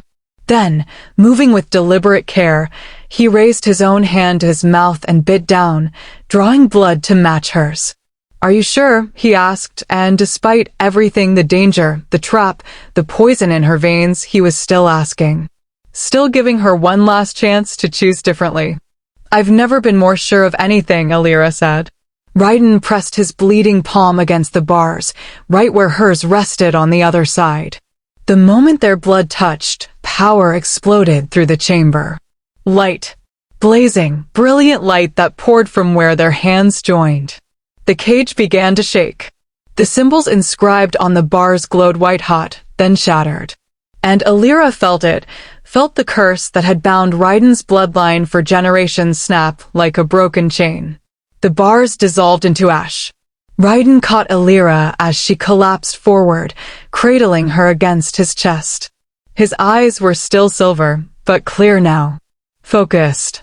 I've got you, he murmured against her hair. I've got you. I know, Alira whispered back. Then, because she finally could, I love you. I love you too, Raiden said fiercely. More than I have words for. They stayed like that for a heartbeat, lost in each other. Then applause echoed through the chamber. Aldrich stepped from the shadows, his expression one of genuine surprise. Well, that was unexpected. You're done, Raiden snarled, pulling Alira closer. Am I? Aldrich tilted his head. You broke the curse. Congratulations. But you're in my domain now, King. Surrounded by magic you don't understand. And there are those who would pay handsomely for a mated pair, especially one with moonbound blood. More figures emerged from the tunnels. Mercenaries. Rogue wolves. At least 20 of them. Kara and the other warriors who'd followed Raiden appeared in the doorway, weapons drawn, but they were outnumbered. Last chance, Aldrich said. Give me the girl, and I'll let you all leave alive. Raiden's laugh was cold and dangerous. You really don't understand what you've just done, do you? What I've done? Aldrich frowned. You freed me. Raiden's eyes blazed silver, but this time there was no rage in them. Only deadly, focused purpose. The curse was the only thing holding my wolf back. The only thing that made me afraid to let go completely. But now, he gently set Alira down, making sure she could stand, then stepped forward. Now I have nothing to fear. The shift was instantaneous. One moment Raiden was human. The next, a massive black wolf stood in his place, easily twice the size of a normal wolf, with silver eyes that glowed like moons. But unlike the mindless beast the curse would have created, this wolf was utterly, terrifyingly in control. And it was done playing nice. What happened next was carnage. Raiden moved through the mercenaries like a force of nature, all power and precision, and barely contained violence. His pack joined him, Kara shifting into a sleek silver wolf that fought at his side. Aldrich tried to cast a spell, but Raiden was faster. He caught the sorcerer by the throat, human hands materializing just long enough to slam him against the cave wall. You hurt my mate, Raiden said, his voice barely human. You threaten my pack. You think you understand power. He leaned in close. You have no idea what real power looks like. Aldrich's eyes widened with fear. Run, Raiden said quietly. Run, and tell everyone you meet what happens when you threaten what's mine. Tell them the Alpha King is no longer bound. Tell them I showed mercy today, but I won't show it twice. He released Aldrich, who scrambled away into the tunnels, his mercenaries fleeing after him. The moment they were gone, Raiden shifted back to human form and rushed to Alira's side. Are you all right? His hands moved over her gently, checking for injuries. The poison. We need to get you to a healer. I'm okay, Alira said, even though she was swaying on her feet. The ritual. I think it burned some of it out. I just need. She collapsed. Raiden caught her instantly, lifting her into his arms. Kara. We need to move, now. Already ahead of you, Kara called, leading the way out of the cave. As Raiden carried Alira through the tunnels, she stirred slightly in his arms. Did we do it? She murmured. Is the curse gone? Yes, Raiden said, his voice thick with emotion. You broke it. You saved me. We saved each other, Alira corrected softly. And as they emerged from the cave into the dawn light, Raiden knew she was right. They'd saved each other. But the battle wasn't over yet. Not by a long shot. Alira awoke to warmth and the smell of herbs. She was back in her room at the keep, their room now. She corrected herself, wrapped in soft blankets with a fire crackling nearby. Her shoulder had been bandaged, and the poison's fog had lifted from her mind, leaving her clear-headed for the first time since the attack. But Raiden wasn't there. She sat up slowly, wincing at the residual ache, and found Kara sitting in a chair by the window. "Easy," Kara said, moving to her side. "The healers said you need rest. The poison's mostly out of your system, but you're still recovering." "How long was I out?" 2 days. 2 days. Alira's heart clenched. "Where's Raiden?" Kara's expression tightened. "Dealing with the aftermath. Word got out about what happened, about the curse breaking, about your moonbound blood. The pack is celebrating, but..." She hesitated. "But what?" "Other territories are concerned. Scared, even. An Alpha King with no curse holding him back, bonded to a moonbound Omega? That's unprecedented power. Some are calling it a threat." Dread settled in Alira's stomach. "They want us separated." "Some do. Others want..." Kara's jaw tightened. "They want to study you. Figure out how your bloodline works. There are even rumors of territories planning to take you, thinking they can use your power for themselves." "That's insane. That's politics." Kara sat on the edge of the bed. "Raiden is in emergency council meetings. Has been since we got back. The Northern Territory, Western clans, even some of our own nobles, they're all demanding answers. Demanding assurances. Some are pushing for you to be sent away for your own protection." "Which really means their protection," Alira said bitterly. "Exactly." Kara studied her. "How are you feeling?" "Really?" Alira took inventory. Her shoulder hurt, but was healing. The poison was gone. But something else had changed. She could feel it humming beneath her skin. Power. Her power. No longer dormant, but awake and aware. "Different," she admitted. "I can feel things. Energy. Magic. Is that normal? For Moonbound?" "I think so. Though honestly, we don't know much." The bloodline was thought extinct. Kara's expression softened. "But Raiden has researchers looking through every archive we have. He wants to help you understand your gift. Gift. Not curse. Not burden. Gift." "I need to see him," Alira said, pushing the blankets aside. "Alira, you should rest." "I've rested for 2 days. And if people are making decisions about our lives, I need to be there." She stood, wobbling slightly, and Kara steadied her. "Please, take me to him." Kara studied her for a long moment, then nodded. "All right. But if you feel weak, you tell me immediately." "Deal." The council chamber was chaos. Alira could hear the raised voices before she even entered. Kara pushed open the heavy doors, and the argument cut off abruptly as everyone turned to stare. The room was packed with nobles, territory leaders, and advisors, all dressed in their finest, all looking various degrees of concerned, calculating, or hostile. And at the head of the table stood Raiden. He looked exhausted. Circles shadowed his eyes, and tension radiated from every line of his body. But the moment he saw Alira, everything else fell away. Alira. He was at her side in 3 strides, hands hovering over her like he wanted to touch, but wasn't sure he should. "You shouldn't be out of bed. You need to recover." "I need to be here," she said firmly. "If they're talking about me, I deserve to have a voice." Something fierce and proud flashed in Raiden's eyes. "You're right." He turned to face the council, keeping Alira at his side. "Everyone, this is Alira. My mate. My queen. And she will be treated with the respect that title demands." Murmurs rippled through the crowd.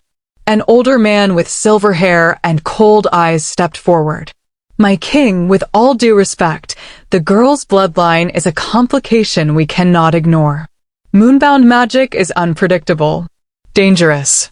Her name is Alira," Raiden corrected coldly. "And her magic saved my life." This time, another voice called out.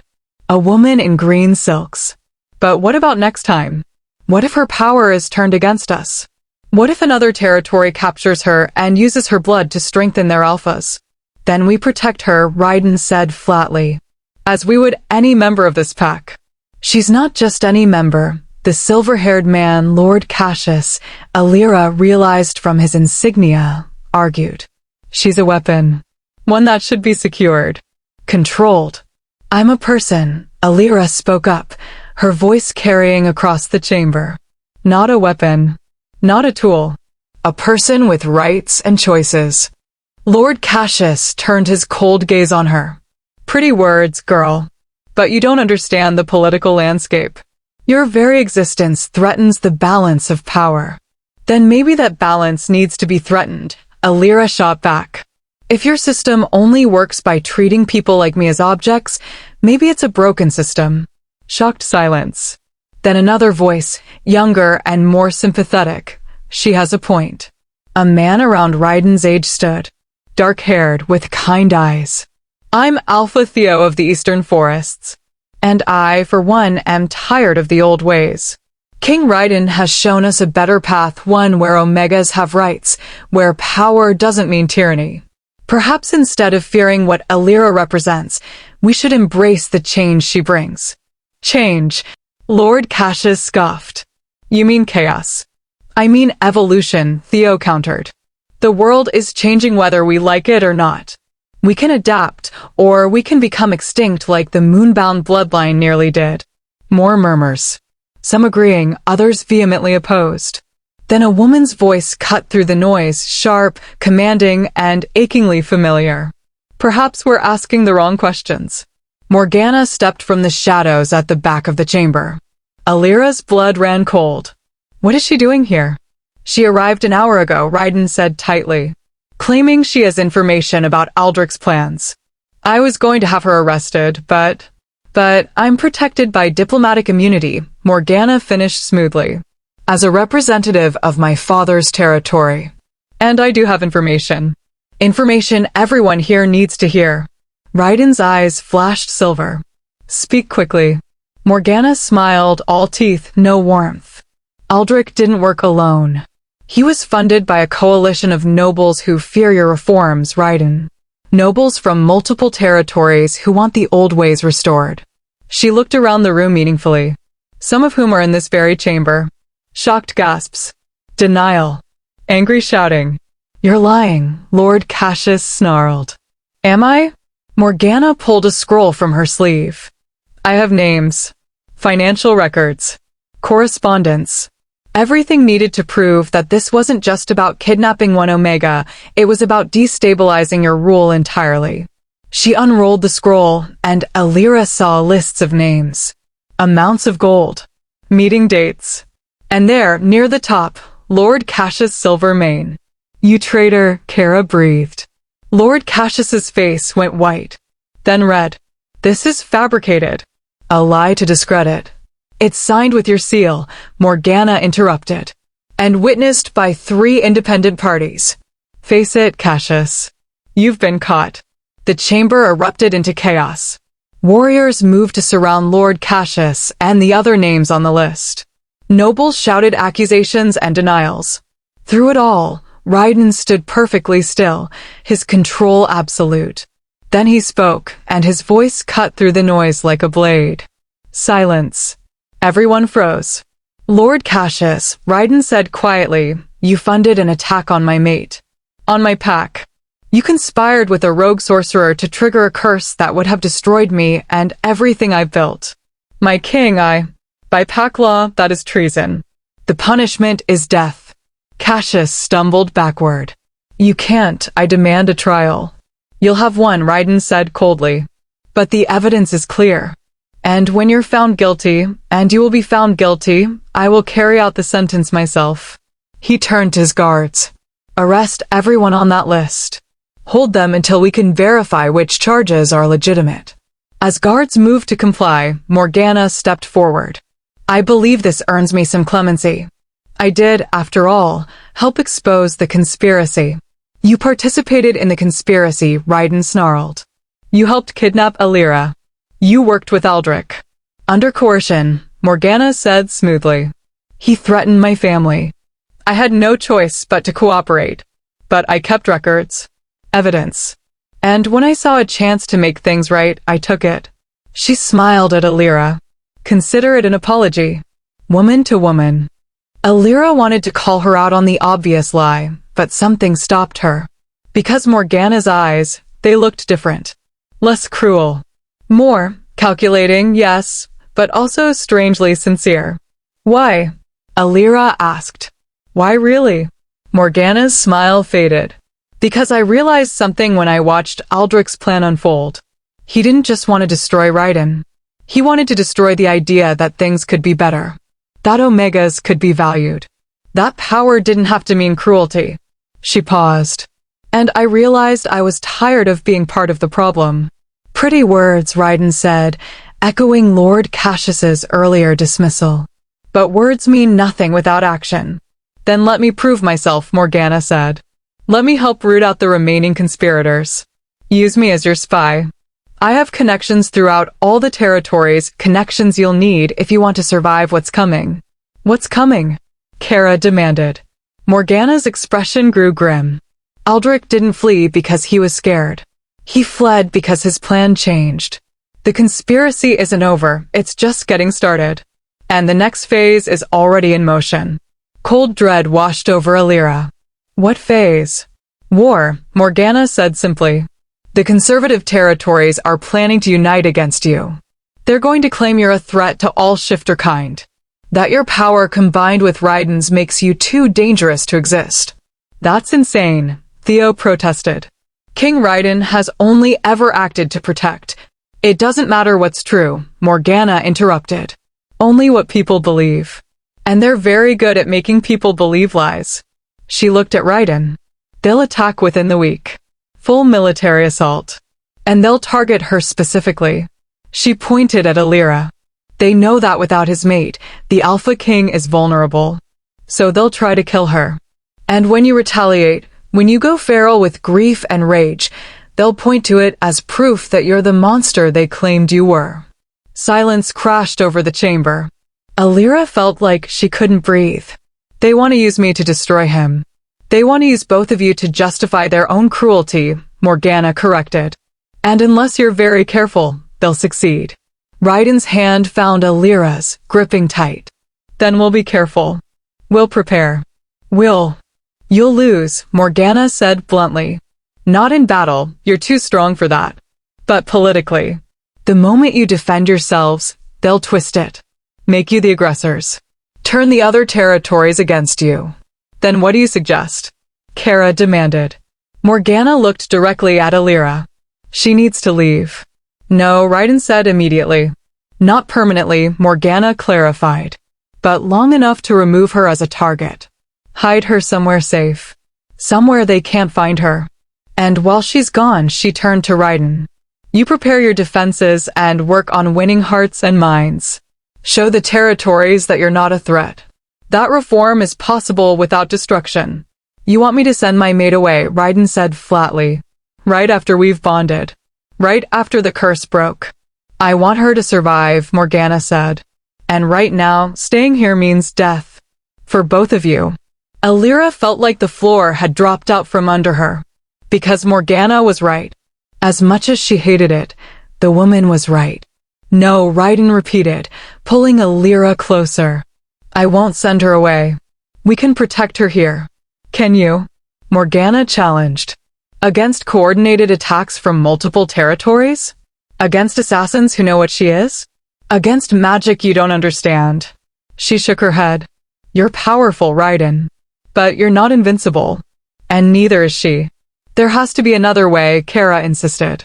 There isn't, Morgana said. Not one that keeps her alive. Alira's mind was racing. Part of her wanted to argue. To fight. To refuse to run again after she'd finally found a home. But the larger part, the part that had survived everything life had thrown at her, knew when to be strategic. Where would I go? She asked quietly. Alira. No, Raiden turned to her, anguish written across his face. Just listen, Alira said, squeezing his hand. Please. Morgana's expression softened slightly. There's a sanctuary. Hidden in the White Mountains. run by a group of monks who've taken vows of neutrality. They protect refugees, people fleeing persecution. No territory would dare attack them without bringing down the wrath of every other territory. You'd be safe there. For how long? Alira asked. As long as it takes, Morgana said. Weeks. Maybe months. Until Raiden can secure enough alliances to make attacking you politically impossible. Months, Raiden said hullily. You want me separated from my mate for months after we just bonded. I want you both to survive, Morgana said firmly. This is survival, Raiden. Not romance. The words hung in the air like a death sentence. Alira looked up at Raiden and saw the war playing out in his eyes. His wolf was howling in protest. She could sense it through their new bond. The idea of being separated was physically painful to him. It was physically painful to her too. But she was also the girl who'd survived 4 owners. Who'd learned to endure. Who understood that sometimes love meant making the hard choice. I'll go, she said. Alira. I'll go, she repeated more firmly. Because I love you. And I won't let them use me to destroy everything you've built. Everything you are. Tears were streaming down her face, but her voice was steady. We survived being apart before we met. We can survive being apart now. Because we know, her voice cracked. We know we're coming back to each other. Raiden pulled her into his arms, burying his face in her hair. She felt his shoulders shake. I can't, he whispered. I can't lose you again. You're not losing me, Alira said fiercely. You're protecting me. We're protecting each other. And when this is over, when it's safe, we'll have forever. Promise me, Raiden demanded, pulling back to look at her. His eyes were wet, silver blazing through tears. Promise me you'll come back. I promise, Alira said. I swear it on our bond. On our mate marks. On everything I am, I will come back to you. They stood there, holding each other in the middle of the council chamber, while their world fell apart around them. And Alira tried desperately not to think about how many promises she'd seen broken, or how many goodbyes turned permanent. She just held on to Raiden and tried to memorize everything about this moment, because it might have to last her a very long time. That night, Raiden came to her room. Their room. The one she'd barely gotten used to thinking of as theirs. We leave at dawn, he said quietly. Morgana has arranged an escort, her own personal guards, once she swears are loyal. They'll take you to the sanctuary. Alira nodded, unable to speak past the lump in her throat. I'll visit, Raiden continued. As often as I can without drawing attention. And I'll write. Every day. Raiden. She crossed the room and took his hands. Stop planning. Just be here. With me. Tonight. His control finally broke. He pulled her close, kissing her forehead, her cheeks, her lips, desperate, tender kisses that tasted like salt and heartbreak. I love you, he whispered against her skin. I love you so much it terrifies me. I love you too, Alira breathed. That's why this will work. Because what we have is stronger than distance. Stronger than politics. Stronger than anything they can throw at us. They held each other through the night, neither sleeping, neither willing to waste a single moment. And when dawn came, too soon, always too soon, Alira dressed in traveling clothes and tried not to think about how long it might be before she saw this room again. Before she saw him again. The courtyard was quiet in the pre-dawn light. Morgana's guards waited with horses. Kara stood nearby, her expression fierce and protective. You take care of her, Kara told the guards. Or you answer to me. Yes, my lady, they chorused. Raiden helped Alira onto her horse, his hands lingering on her waist. This isn't goodbye, he said firmly. This is see you soon. See you soon, Alira agreed, even though her heart was breaking. She wanted to say more. To tell him 1,000 things. But the words wouldn't come. So instead, she leaned down and kissed him. Long and deep and full of every promise she couldn't speak. When she pulled back, his eyes were glowing silver. I'll find a way to end this quickly, he swore. I'll make it safe for you to come home. Whatever it takes. Just don't forget me, Alira whispered. Impossible. His hand came up to cup her cheek. "You're written on my soul, Alira. Carved into my bones. I couldn't forget you if I tried." The guards shifted restlessly. "Time to go." Alira straightened in her saddle, wiping at her eyes. "I'll see you soon." Soon, Raiden agreed. And she rode away without looking back. Because if she looked back, she'd never leave. And they both needed her to leave. For now. But as the keep disappeared behind her, Alira couldn't shake the terrible feeling that something was wrong. That Morgana's plan wasn't as simple as it seemed. That this separation would cost them more than either of them knew. She touched the place over her heart where she could feel Raiden through their bond, a constant warmth, a tether keeping them connected even as distance grew between them. "Hold on," she thought desperately. "Just hold on.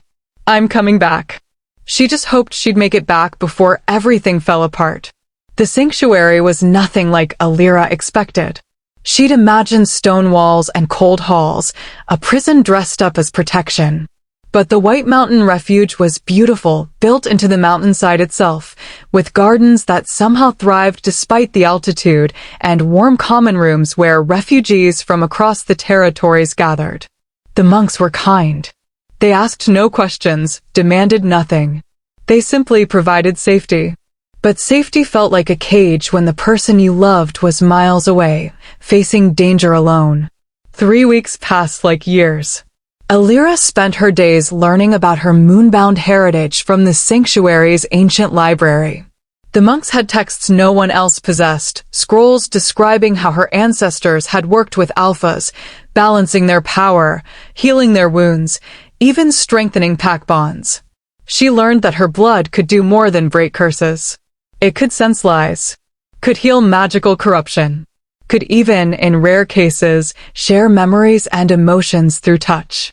She was more powerful than anyone had realized, which made her more dangerous, more valuable, more of a target. Raiden wrote daily as promised. Letters that arrived via messenger birds, each one filled with updates and careful words of love. He told her about the political maneuvering, the alliances he was building, the slow progress toward making it safe for her to return. But she could read between the lines. Things were getting worse, not better. The conservative territories were pushing harder, demanding Raiden renounce his reforms, demanding Alira be studied by neutral parties, demanding concessions that would undo everything he'd built. And Raiden was running out of options. She could feel it through the bond, the stress, the exhaustion, the slowly building desperation. He was barely sleeping, barely eating, pouring everything into keeping his pack safe and his kingdom stable, while she sat in sanctuary useless. On the 24th day, everything changed. Alira was in the library when one of the monks, Brother Aldwin, elderly and wise, found her. "Child," he said gently, "we need to talk." Something in his tone made her stomach drop. "What's wrong?" "Come with me, please." He led her to a private chamber and closed the door. On a table sat a crystal ball, the kind used for far-seeing magic. "I've been monitoring the territories," Brother Aldwin said, "keeping watch for threats to our refugees. And I've seen something troubling." He waved a hand over the crystal, and images appeared. Armies massing at borders. Territories that should be neutral preparing for war. And at the center of it all, Morgana, meeting with territory leaders, making deals, moving pieces on a chessboard only she could see. "I don't understand," Alira said. "She helped us." She exposed the conspiracy. She exposed some of it, Brother Aldwin corrected gently. "But child, think. Who benefited most from you leaving? From you and King Raiden being separated?" Horror crashed over Alira. "She wanted us apart. She needed you apart," Brother Aldwin said. "Because together, you're too strong. Your bond, your combined power, it's the one thing that could stop what's coming. But separated." He gestured at the images. "King Raiden is vulnerable, making desperate decisions. And you're isolated, unable to help. She played us," Alira breathed. "From the beginning. The attack, the evidence against Lord Cassius, the warning about war, All of it was to manipulate us into separating. And it worked, Brother Aldwin said sadly. The territories are about to attack. Not just Raiden's lands, but here. They know where you are. They're coming for you. Alira's blood ran cold. When? Tonight. Maybe sooner. Then I have to warn him. I have to. She was already moving toward the door. Child, wait. Brother Aldwin caught her arm. If you leave now, you'll be defenseless on the road. The armies are already moving. You'd be captured before you made it halfway. Then what do I do? Alira demanded. Stay here and wait to be taken? Let them use me against Raiden. No. Brother Aldwin's expression grew fierce. You become what you were always meant to be. What?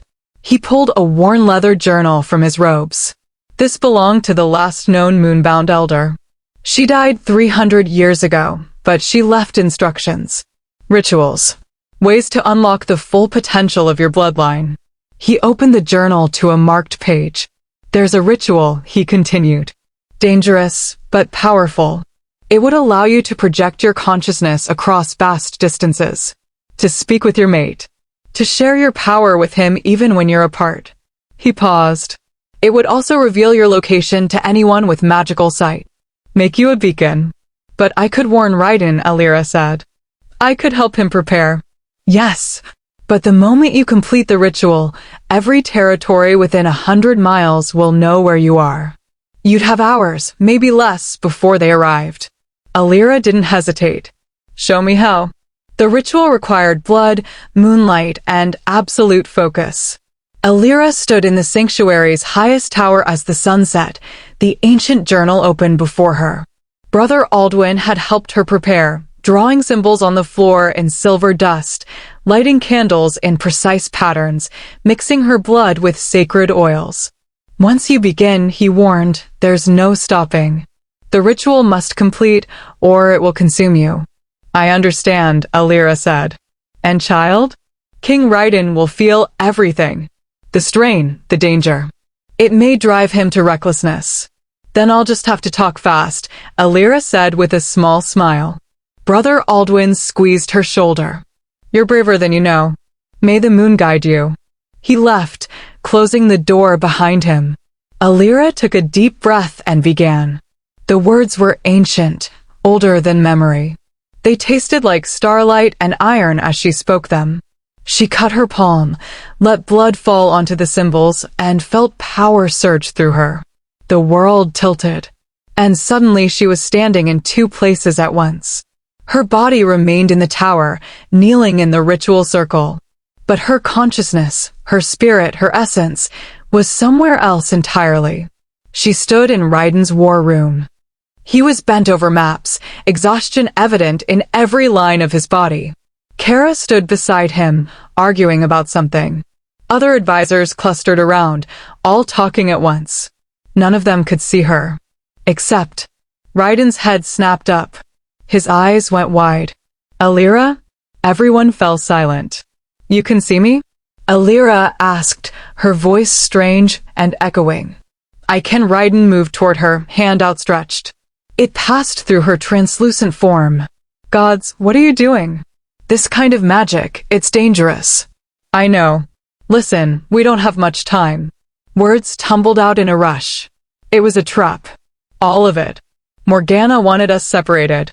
She's working with the conservative territories. They're planning to attack. Both of us. Tonight.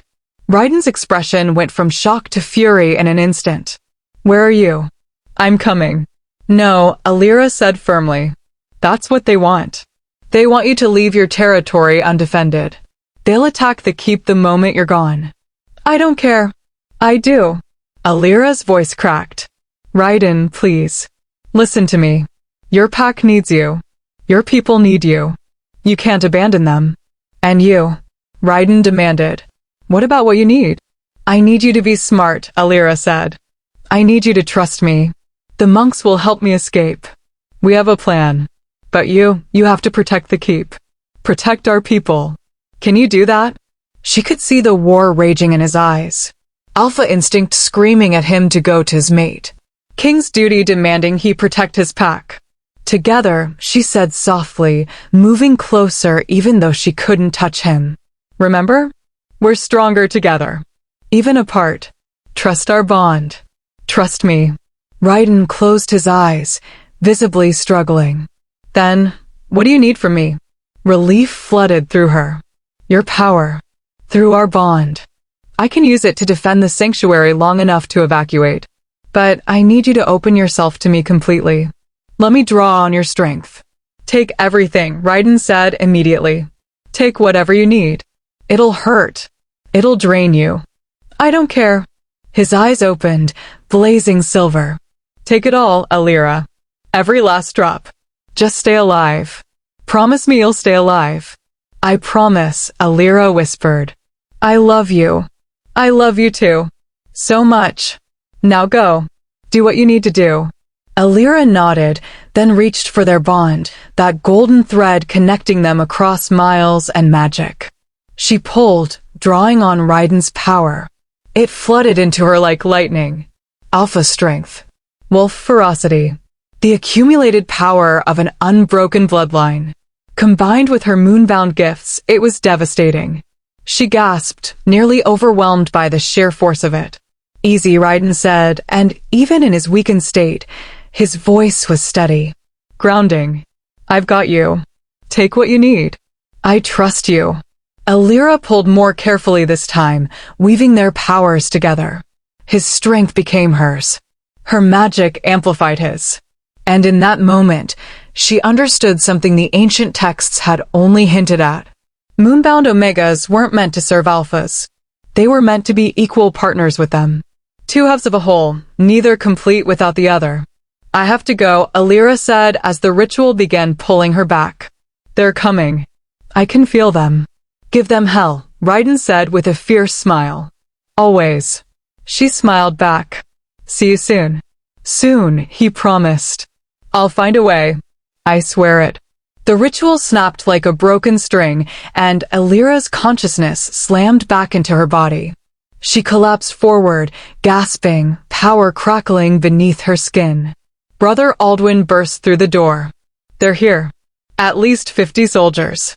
Maybe more.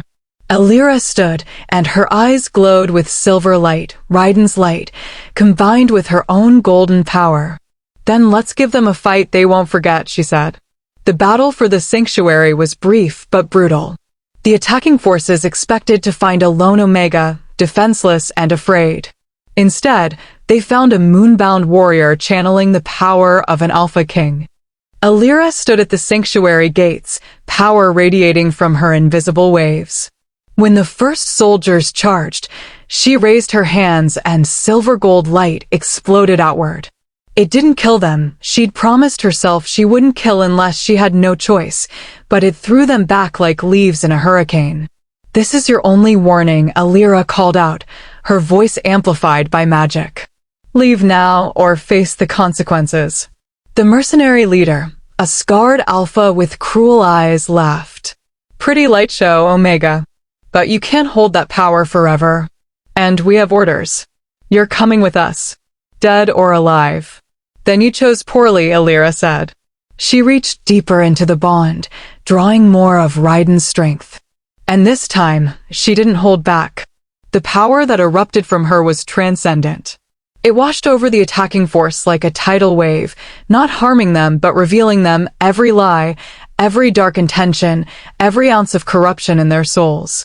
Several soldiers screamed, dropping their weapons. Others fell to their knees, overwhelmed by the sudden clarity of their own actions. The mercenary leader staggered, his eyes wide with horror. Whatever he saw in himself broke something fundamental. Retreat, he rasped. Retreat. The surviving soldiers fled into the night. Alira held her position until they were gone, then finally let the power fade. She swayed, exhausted, and Brother Aldwin caught her. That was extraordinary, he breathed. That was necessary, Alira corrected. But they'll be back. With more soldiers. More magic. We need to evacuate. Now. Agreed. I'll gather the refugees. He paused. Where will you go? Home, Alira said simply. I'm going home. But King Raiden said, I know what he said. But plans change. She straightened, determination flooding through her. Morgana wanted us separated because together we're too strong. So I'm going to do exactly what she doesn't want. I'm going back to Raiden. And we're going to end this. Together. Brother Aldwin smiled. Then take this. He pressed the ancient journal into her hands. Everything the Moonbound Elders knew is in here. Study it. Master it. Become what you were always meant to be. Thank you, Alira said.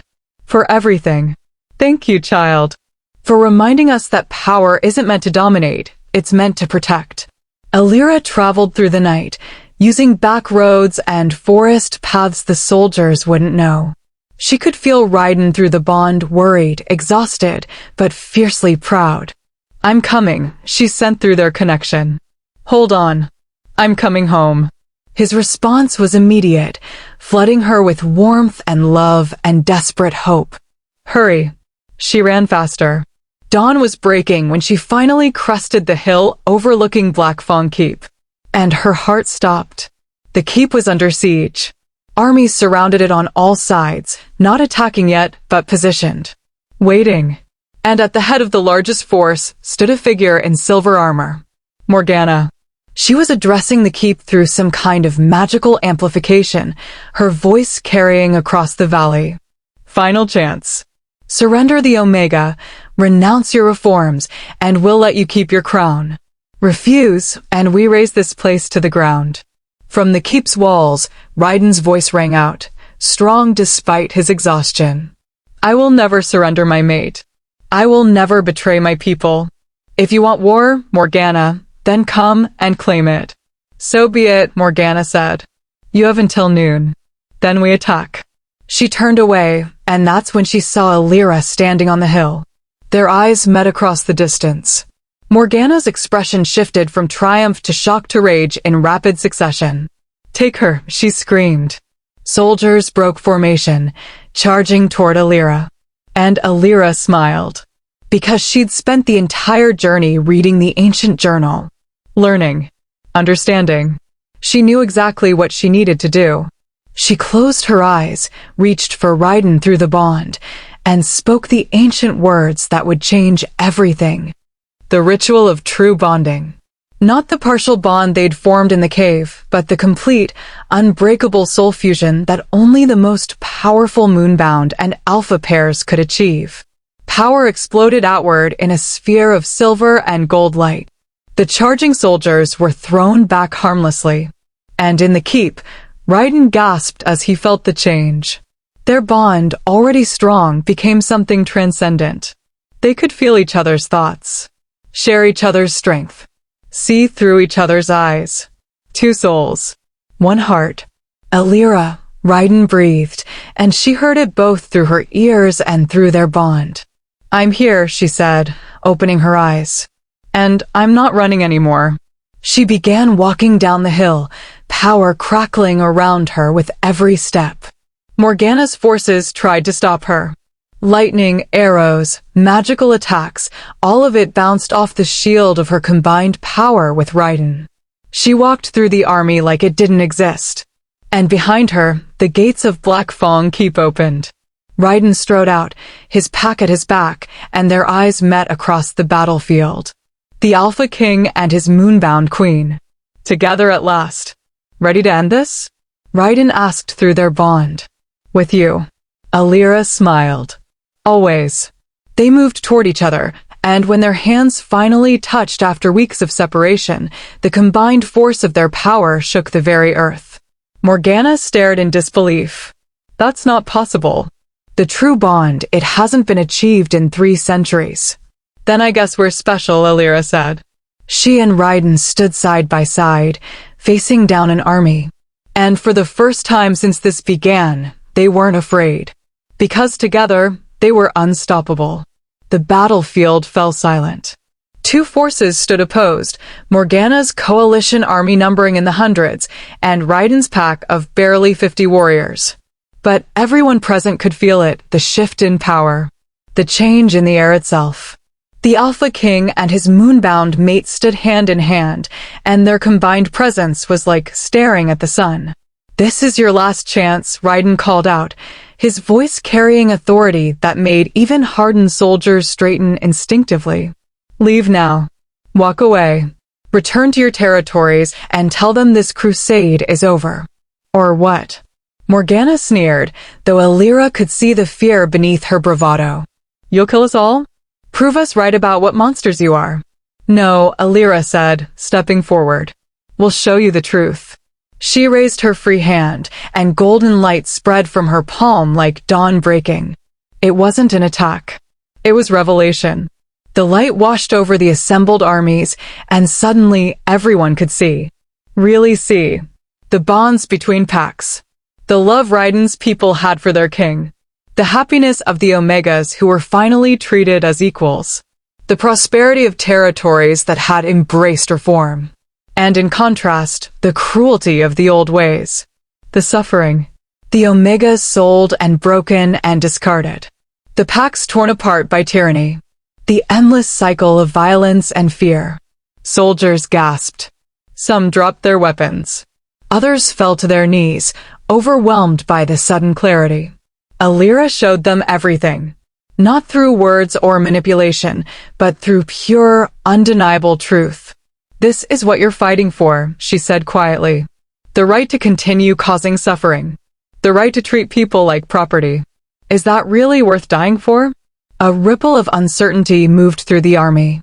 Then one soldier, young, barely more than a boy, stepped forward and laid down his sword. "I won't fight for this," he said, his voice shaking. "I won't fight to defend cruelty." Another soldier joined him. Then another. Then a dozen. Morgana watched her army crumble, rage and desperation warring in her expression. "You fools! This is manipulation. She's using her power to control you." "No," an older Alpha said, removing his helmet. "She's using her power to show us what we've been refusing to see." He looked at Raiden. "I'm Alpha Garrett of the Southern Reaches. And I'm done. Done with this war. Done with the old ways." He knelt. "If you'll have me, King Raiden, my territory pledges allegiance to your reforms." "As does the Eastern Forests," Alpha Theo called out, stepping forward from Raiden's side of the battlefield. "As we've already declared." More voices joined. More territories. Within minutes, Morgana's army had fractured. Most soldiers were laying down weapons. Territory leaders were pledging support to Raiden. Only a core group remained loyal to Morgana, the most conservative, the most afraid of change. "Fine," Morgana snarled. "If they won't fight, I will." She pulled a dagger from her belt and cut her palm, blood dripping onto the ground. She began chanting in an ancient language, and dark magic swirled around her. "She's summoning something," Kara warned. "Raiden." "I know," he said grimly. The earth cracked open at Morgana's feet, and something crawled out. A creature of shadow and nightmare, ancient magic given form.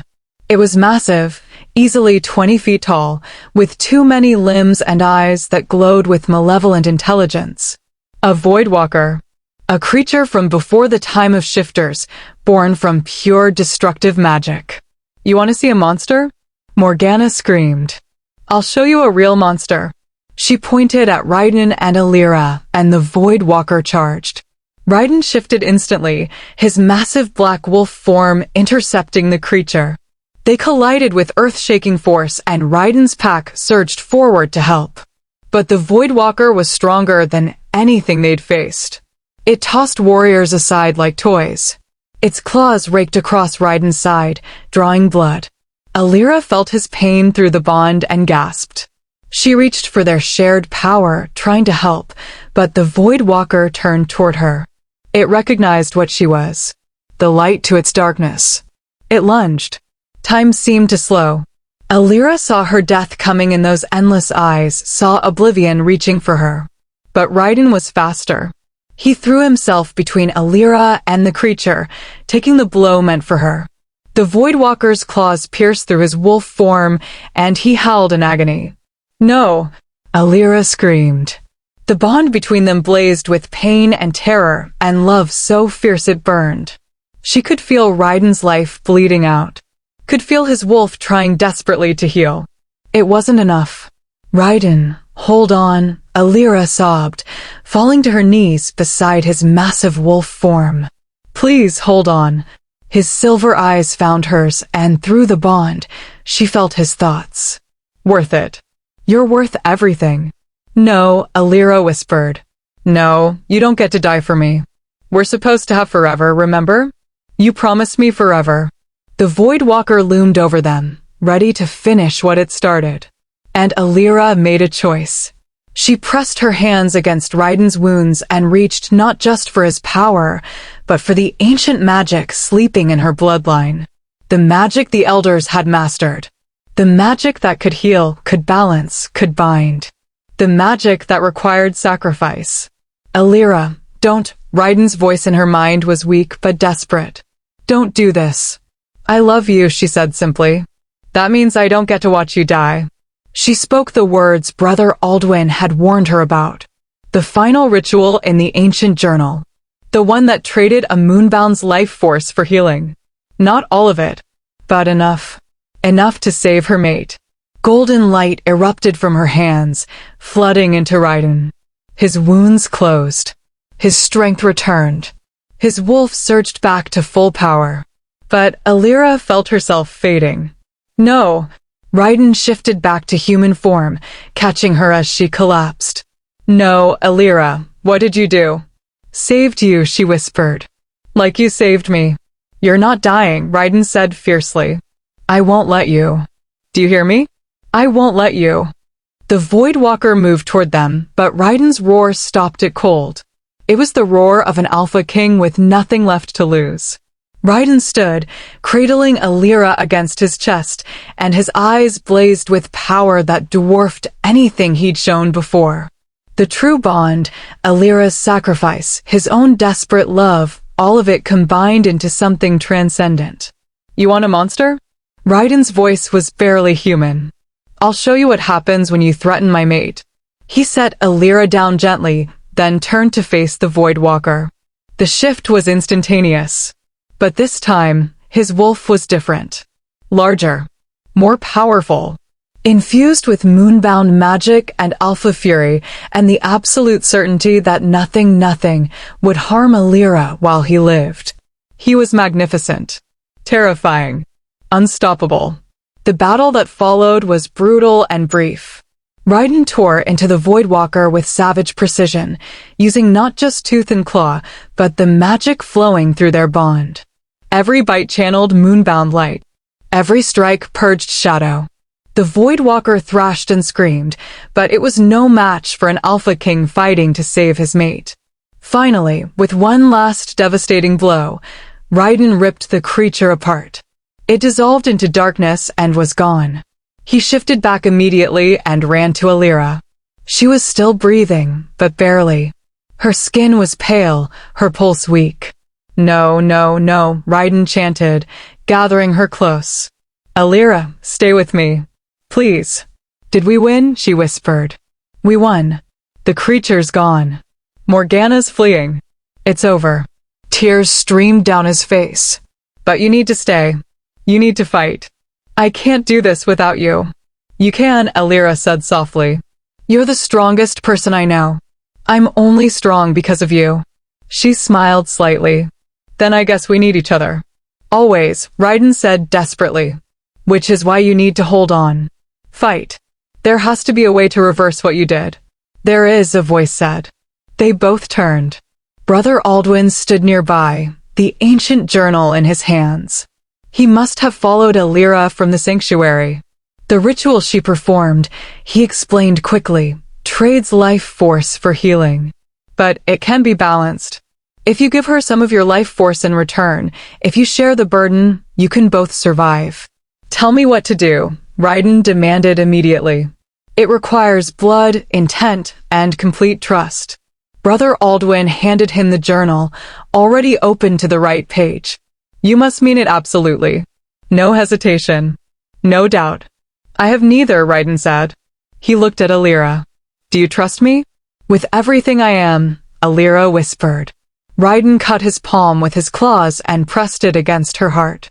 He spoke the ancient words, pouring his life force into her just as she'd done for him. The bond between them flared brilliant gold and silver, visible to everyone watching. And slowly, color returned to Alira's cheeks. Her breathing steadied. Her eyes cleared. When Raiden finally pulled back, they were both exhausted but alive. Never do that again, Raiden said, his voice shaking. Never sacrifice yourself for me. Then don't you do it either, Alira countered. We protect each other. That's the deal. Fine, Raiden said. Then he kissed her, deep and desperate and full of every emotion he couldn't speak. When they finally broke apart, the battlefield erupted in cheers. The remaining soldiers, those who'd stayed loyal to reform, were celebrating. The newly pledged territories were celebrating. Even some of Morgana's former soldiers joined in. Kara approached, grinning despite the tears on her face. You two are absolutely insufferable, you know that? We try, Alira said weakly. Morgana escaped, Kara reported, her expression darkening. But most of her supporters have surrendered. The conservative coalition is broken. And she smiled. We have pledges from 5 new territories. They want to join the alliance. Adopt the reforms. It's over. Alira asked. It's over, Raiden confirmed, helping her stand. You did it. You showed them the truth. Changed their minds. We did it, Alira corrected. Together. Alpha Garrett approached, still looking slightly odd. King Raiden. Queen Alira. The Southern Reaches stands with you. Whatever you need, resources, warriors, support, you have it. More territory leaders came forward, making similar pledges. By the time the sun reached its zenith, the political landscape had completely transformed. What had begun as a war to destroy reform had become a mandate to spread it. Raiden looked at Alira, wonder in his eyes. You changed everything. No, she said, leaning against him. We changed everything. That's the point. Alone, we're powerful. Together, we're unstoppable. Forever? Raiden asked softly. Forever, Alira promised. And this time, she knew it was a promise that would hold.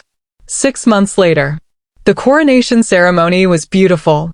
They'd waited deliberately, not just to heal from the battle, but to give the territories time to truly understand what they were pledging to support. Time for reforms to take root. Time for change to become normal rather than revolutionary. Now, Alira stood in the great hall of Black Fang Keep, wearing a gown of silver and gold that perfectly captured the essence of their combined power. Around her neck hung a pendant crafted from moonstone and blessed by every territory that had joined the alliance. The hall was packed. Territory leaders, pack members, refugees who'd found safety under Raiden's protection, everyone who'd been touched by the changes they'd fought for. Raiden stood at the front, already crowned as Alpha King. But today was about making official what everyone already knew. Alira was his queen, his equal, his partner in every way that mattered. The ceremony was conducted by Brother Aldwin, who'd become an official advisor to the crown. His voice rang out clear and strong. We gather today not just to crown a queen, but to recognize a truth that has always existed. Power is not meant to dominate, but to protect. Strength is not meant to crush, but to uplift. And leadership is not about ruling over others, but walking beside them. He turned to Alira. Alira of the Moonbound line, do you accept the responsibility of this crown? Do you swear to protect this pack, this alliance, and all who seek refuge within it? I do, Alira said clearly. And do you swear to stand as an equal to your king? To challenge him when he's wrong, support him when he's right, and always choose the path that serves not power, but people. I do, Alira repeated, smiling at Raiden. Brother Aldwin lifted the crown, delicate silver woven with gold, adorned with gems that caught the light like stars. Then by the power vested in me by the Alliance of Territories, I crown you Queen Alira Blackmore. May your reign be long, your wisdom deep, and your love eternal. He placed the crown on her head. The hall erupted in cheers so loud they shook the rafters. Raiden stepped forward, his eyes bright with tears and pride. "My queen," he said formally, bowing. "My king," Alira said, curtsying. Then they abandoned formality entirely and kissed while the crowd roared approval. When they finally broke apart, Raiden whispered in her ear, "Have I mentioned that you look absolutely stunning?" "Only 3 times this morning," Alira teased. "Then I'm slipping. Let's make it 4. You look absolutely stunning." She laughed, the sound full and free and joyful. The feast that followed was legendary. Tables groaned under food from every territory in the Alliance. Music filled the halls. Children ran between the tables, playing games that would have been unthinkable 6 months ago. Omega children and Alpha children, all equal, all safe. Alira watched them with something warm and hopeful blooming in her chest.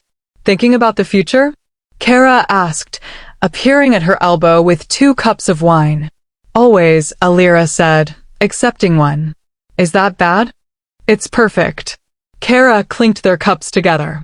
"You know, I never thought I'd see my brother this happy. This, settled."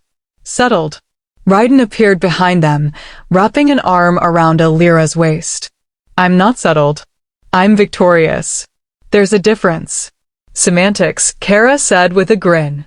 "Either way, you're disgustingly in love, and it's making everyone else feel inadequate." "Good," Raiden said, pulling Alira closer. "They should feel inadequate. I have the most incredible mate in existence." "You're ridiculous," Alira said, but she was smiling. "And you love it." "I really do." Alpha Garrett approached, interrupting their moment. "Queen Alira, King Raiden, I wanted to inform you that the Southern Reaches has successfully implemented the Omega protection laws. We've already seen a decrease in trafficking cases and an increase in families coming forward to register Omega children for education." "That's wonderful," Alira said warmly. "Thank you for your dedication to this." "Thank you for showing us a better way," Garrett said sincerely. "My own sister is an Omega. Before your reforms, I was terrified for her future. Now," he smiled, "now she's training to be a healer. She has choices. Hope. That's because of you." After he left, more territory leaders came forward with similar reports. The reforms were spreading faster than anyone had anticipated. Omegas across the territories were finding voices, finding power, finding safety. It wasn't perfect. There were still holdouts, still territories that clung to the old ways. Morgana had disappeared, but rumors suggested she was gathering support in the far reaches, plotting some new scheme. But for now, in this moment, things were better than they'd ever been. As the feast wound down and guests began departing, Raiden led Alira to the balcony overlooking the mountains. The moon was full and brilliant, bathing everything in silver light. "Do you ever think about how we started?" Raiden asked quietly. "You, trembling in chains. Me, desperate and cursed. Neither of us knowing what was coming." "I think about it every day," Alira admitted. "I think about how scared I was. How certain I was that kindness was just another trap. And now?" She turned to face him, taking both his hands in hers. "Now I know that kindness isn't a trap. It's a choice. One you made every single day, even when I couldn't accept it. Even when it hurt you to hold back. Loving you gently was the easiest thing I've ever done," Raiden said softly. "Even when it was the hardest. You changed my life," Alira whispered. "You showed me I was worth more than I'd been told. Worth more than survival. Worth love and safety and choice." "No," Raiden said, cupping her face gently. "You already knew your worth. You just needed someone to reflect it back to you." "And Alira," his voice grew thick with emotion, "you changed my life too. You took a king who was drowning in duty and fear and loneliness, and you gave him purpose. Partnership. Love. We saved each other," Alira said. "We did," Raiden agreed. "And we'll keep saving each other. Every day. Forever." "Forever," Alira echoed. They kissed under the moonlight, and it was sweet and perfect and full of promise. When they finally pulled apart, Alira said, "I have something to tell you." "Oh." Raiden's expression grew concerned. "Is something wrong?" No. Very, very not wrong. She smiled nervously. I saw the healers today. They confirmed something I've been suspecting for a few weeks. Raiden went very still. Alira? I'm pregnant, she said softly. We're having a baby. For a moment, Raiden just stared at her. Then his face broke into the most brilliant smile she'd ever seen. We're having a baby? He laughed, pure joy in the sound. A baby? A baby, Alira confirmed, laughing too. Raiden swept her into his arms, spinning her around, then immediately set her down carefully. Sorry, should I not? Is that safe? I don't want to hurt. Raiden, Alira said, still laughing. I'm fine. We're fine. Stop panicking. I'm not panicking. He ran a hand through his hair. We're having a baby. A tiny person. Who's going to be half you and half me? Poor child, Alira teased. Getting my stubbornness and your tendency to brood. And your kindness and my devotion, Raiden countered. They're going to be perfect. Absolutely perfect. His eyes grew distant. They'll grow up in a world where omegas and alphas are equals. Where power means protection, not domination. Where love is the foundation of everything. Because of what we built, Alira said softly. Because of what we built together, Raiden corrected. He knelt before her, placing his hands gently on her still flat stomach. Hello, little one. I'm your father. And I promise you, I swear to you, you will grow up safe and loved and free to choose your own path. Whatever you are, whatever you become, you will be valued. Tears streamed down Alira's face as she ran her fingers through Raiden's hair. They're so lucky to have you as a father. And they're blessed beyond measure to have you as a mother. He stood, pulling her close. Thank you. For this. For everything. For choosing me when you had every reason not to. For staying when it would have been easier to run. For loving me even when I didn't know how to accept it. Thank you for buying a scared girl in chains and seeing worth where others saw nothing, Alira countered. Thank you for being gentle when you could have been cruel. Thank you for teaching me that love doesn't have to hurt. They held each other as the moon rose higher, painting the world in shades of silver and possibility. 1 year later, the nursery was filled with afternoon sunlight. Alira sat in the rocking chair, their daughter, Lyra, sleeping peacefully in her arms. She had Raiden's black hair and Alira's brown eyes, and she was absolutely perfect.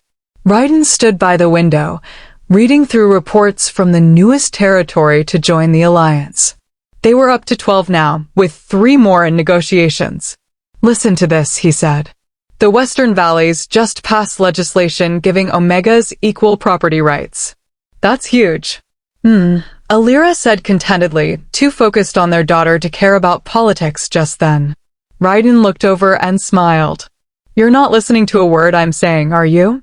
Not even a little bit, Alira admitted. He laughed and crossed to them, kneeling beside the chair. She's incredible, isn't she? She's perfect. Takes after her mother. Shamelessly flattering me will get you everywhere, Alira teased. I certainly hope so. He leaned in to kiss her, gentle and sweet. Lyra stirred, making a small sound of protest at being disturbed. Sorry, little moon, Raiden whispered, stroking her tiny hand. Didn't mean to wake you. Lyra settled immediately, her small fingers wrapping around his. She's got you completely wrapped around her finger already, Alira observed. Completely, Raiden agreed without shame. And I wouldn't have it any other way.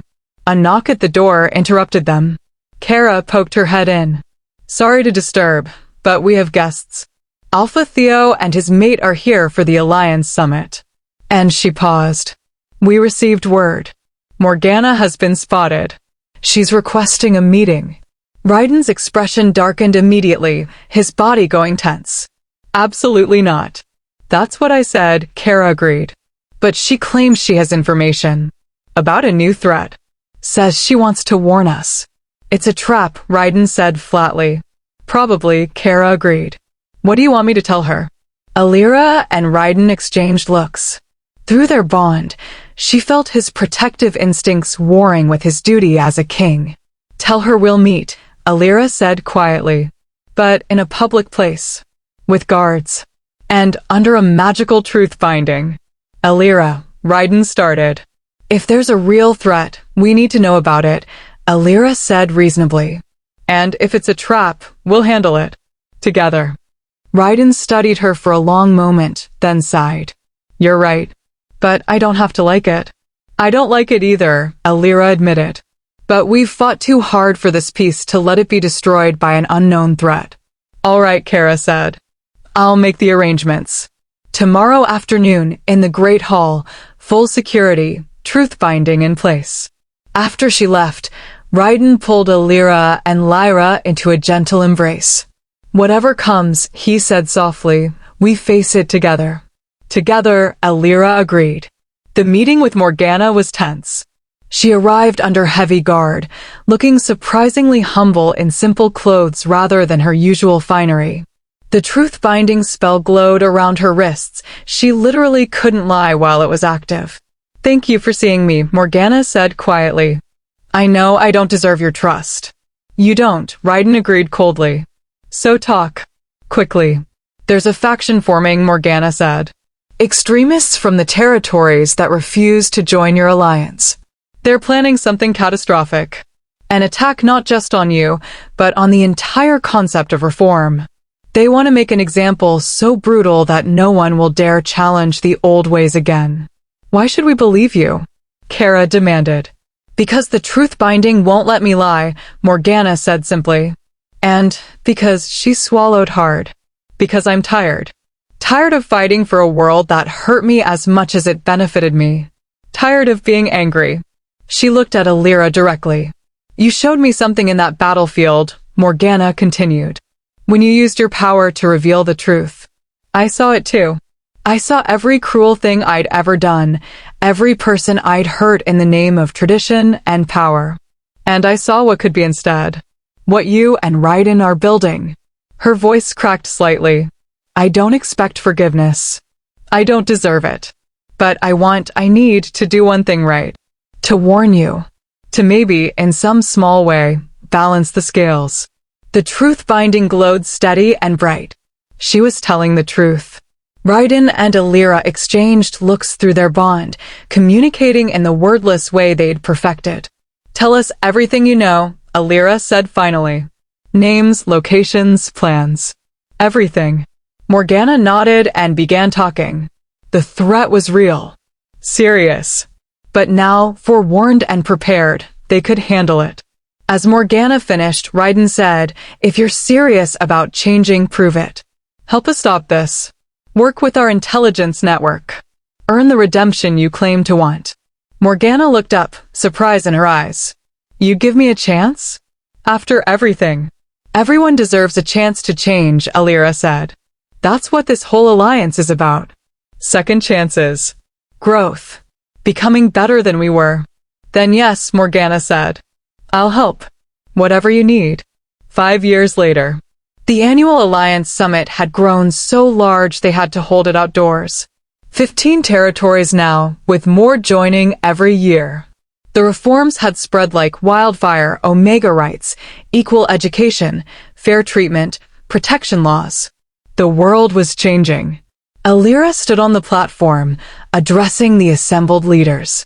Lyra sat in the front row between Kara and Theo, now a bright 5-year-old with her father's silver eyes and her mother's gentle heart.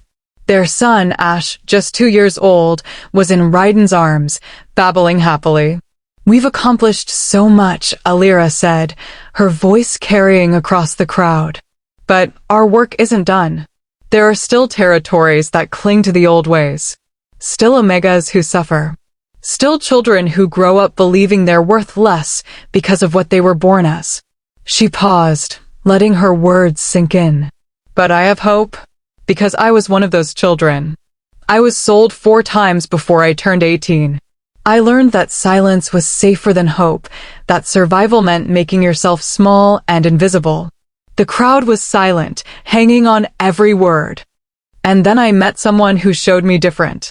Someone who chose gentleness when he could have chosen cruelty. Who gave me space when he could have taken control. Who taught me that my worth wasn't defined by others' treatment of me, but by my own choice to keep fighting. She looked at Raiden, who smiled at her with such love it made her chest ache. That's what this alliance represents, Alira continued.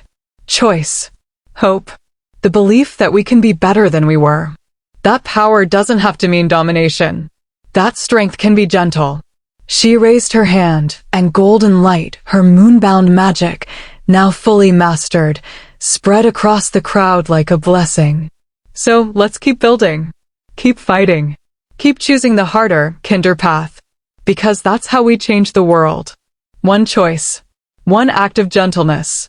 One moment of courage at a time. The crowd erupted into applause. As Alira stepped down from the platform, Lyra ran to her, wrapping small arms around her legs. Mama, you were amazing, she said. Thank you, little moon, Alira said, scooping her up. Raiden joined them, Ash still in his arms. She's right. You were incredible. We're incredible, Alira corrected. All of us. Together. Together, Raiden agreed. They stood there, their little family, surrounded by the alliance they'd built and the peace they'd fought for. It wasn't perfect. There were still threats, still challenges, still work to be done. But they were together. And together, they could face anything. That night, after the children were asleep and the guests had retired, Raiden and Alira walked through the gardens. Do you ever think about that first night? Raiden asked. When I knelt before you in the courtyard? All the time, Alira admitted. I was so terrified. So certain you were going to hurt me. And now? She stopped, turning to face him. Now I know that was the moment my life began. The moment I started believing I could be more than what I'd been told. You were always more, Raiden said. I just recognized it. You loved me gently, Alira whispered. When the world had been so rough. You were patient when I was broken. You gave me room to heal. And you loved me fiercely, Raiden said. You challenged me. Saved me. Stood beside me when you could have walked away. You made me better. We made each other better. We did. He pulled her close, their foreheads touching. I love you, Alira. More now than that first day. More than yesterday. More than I have words for. I love you too, Alira said. For life. For life, Raiden echoed. They kissed under the stars, and it was sweet and perfect and full of the promise they'd made to each other years ago. A promise to be gentle, to be patient, to choose love always. And as the moon rose high above them, casting silver light across the gardens, Alira thought about the scared girl she'd been sold and broken and certain she was worthless. And she thought about the woman she'd become, queen, mother, partner, warrior. She'd been sold to a fierce alpha king, but he'd claimed her gently and loved her for life, just as she'd claimed him in return. Together. Always together. And that made all the difference. Thank you so much for joining me on this journey. Alira and Raiden's story is complete, from that terrifying first night in chains to building an empire of gentleness and reform together. They found love in the darkest circumstances, fought through impossible odds, and created a world where others could find hope too. If you loved this story, please hit that subscribe button and drop a comment below. Tell me what your favorite moment was. Was it when Raiden first knelt before Alira? The true bonding ritual? The final battle? Or maybe those sweet moments with baby Lyra? I want to hear from you. And tell me, what story should I bring you next? More werewolf romance? A different supernatural world? Let me know in the comments. Thank you for being part of this pack. Thank you for believing in love stories that heal, that empower, that show us we're all worth fighting for. Until next time, remember, you are worthy of gentleness. You are worthy of patience. You are worthy of love that sees you, truly sees you, and chooses you anyway. Stay amazing, beautiful souls. See you in the next story.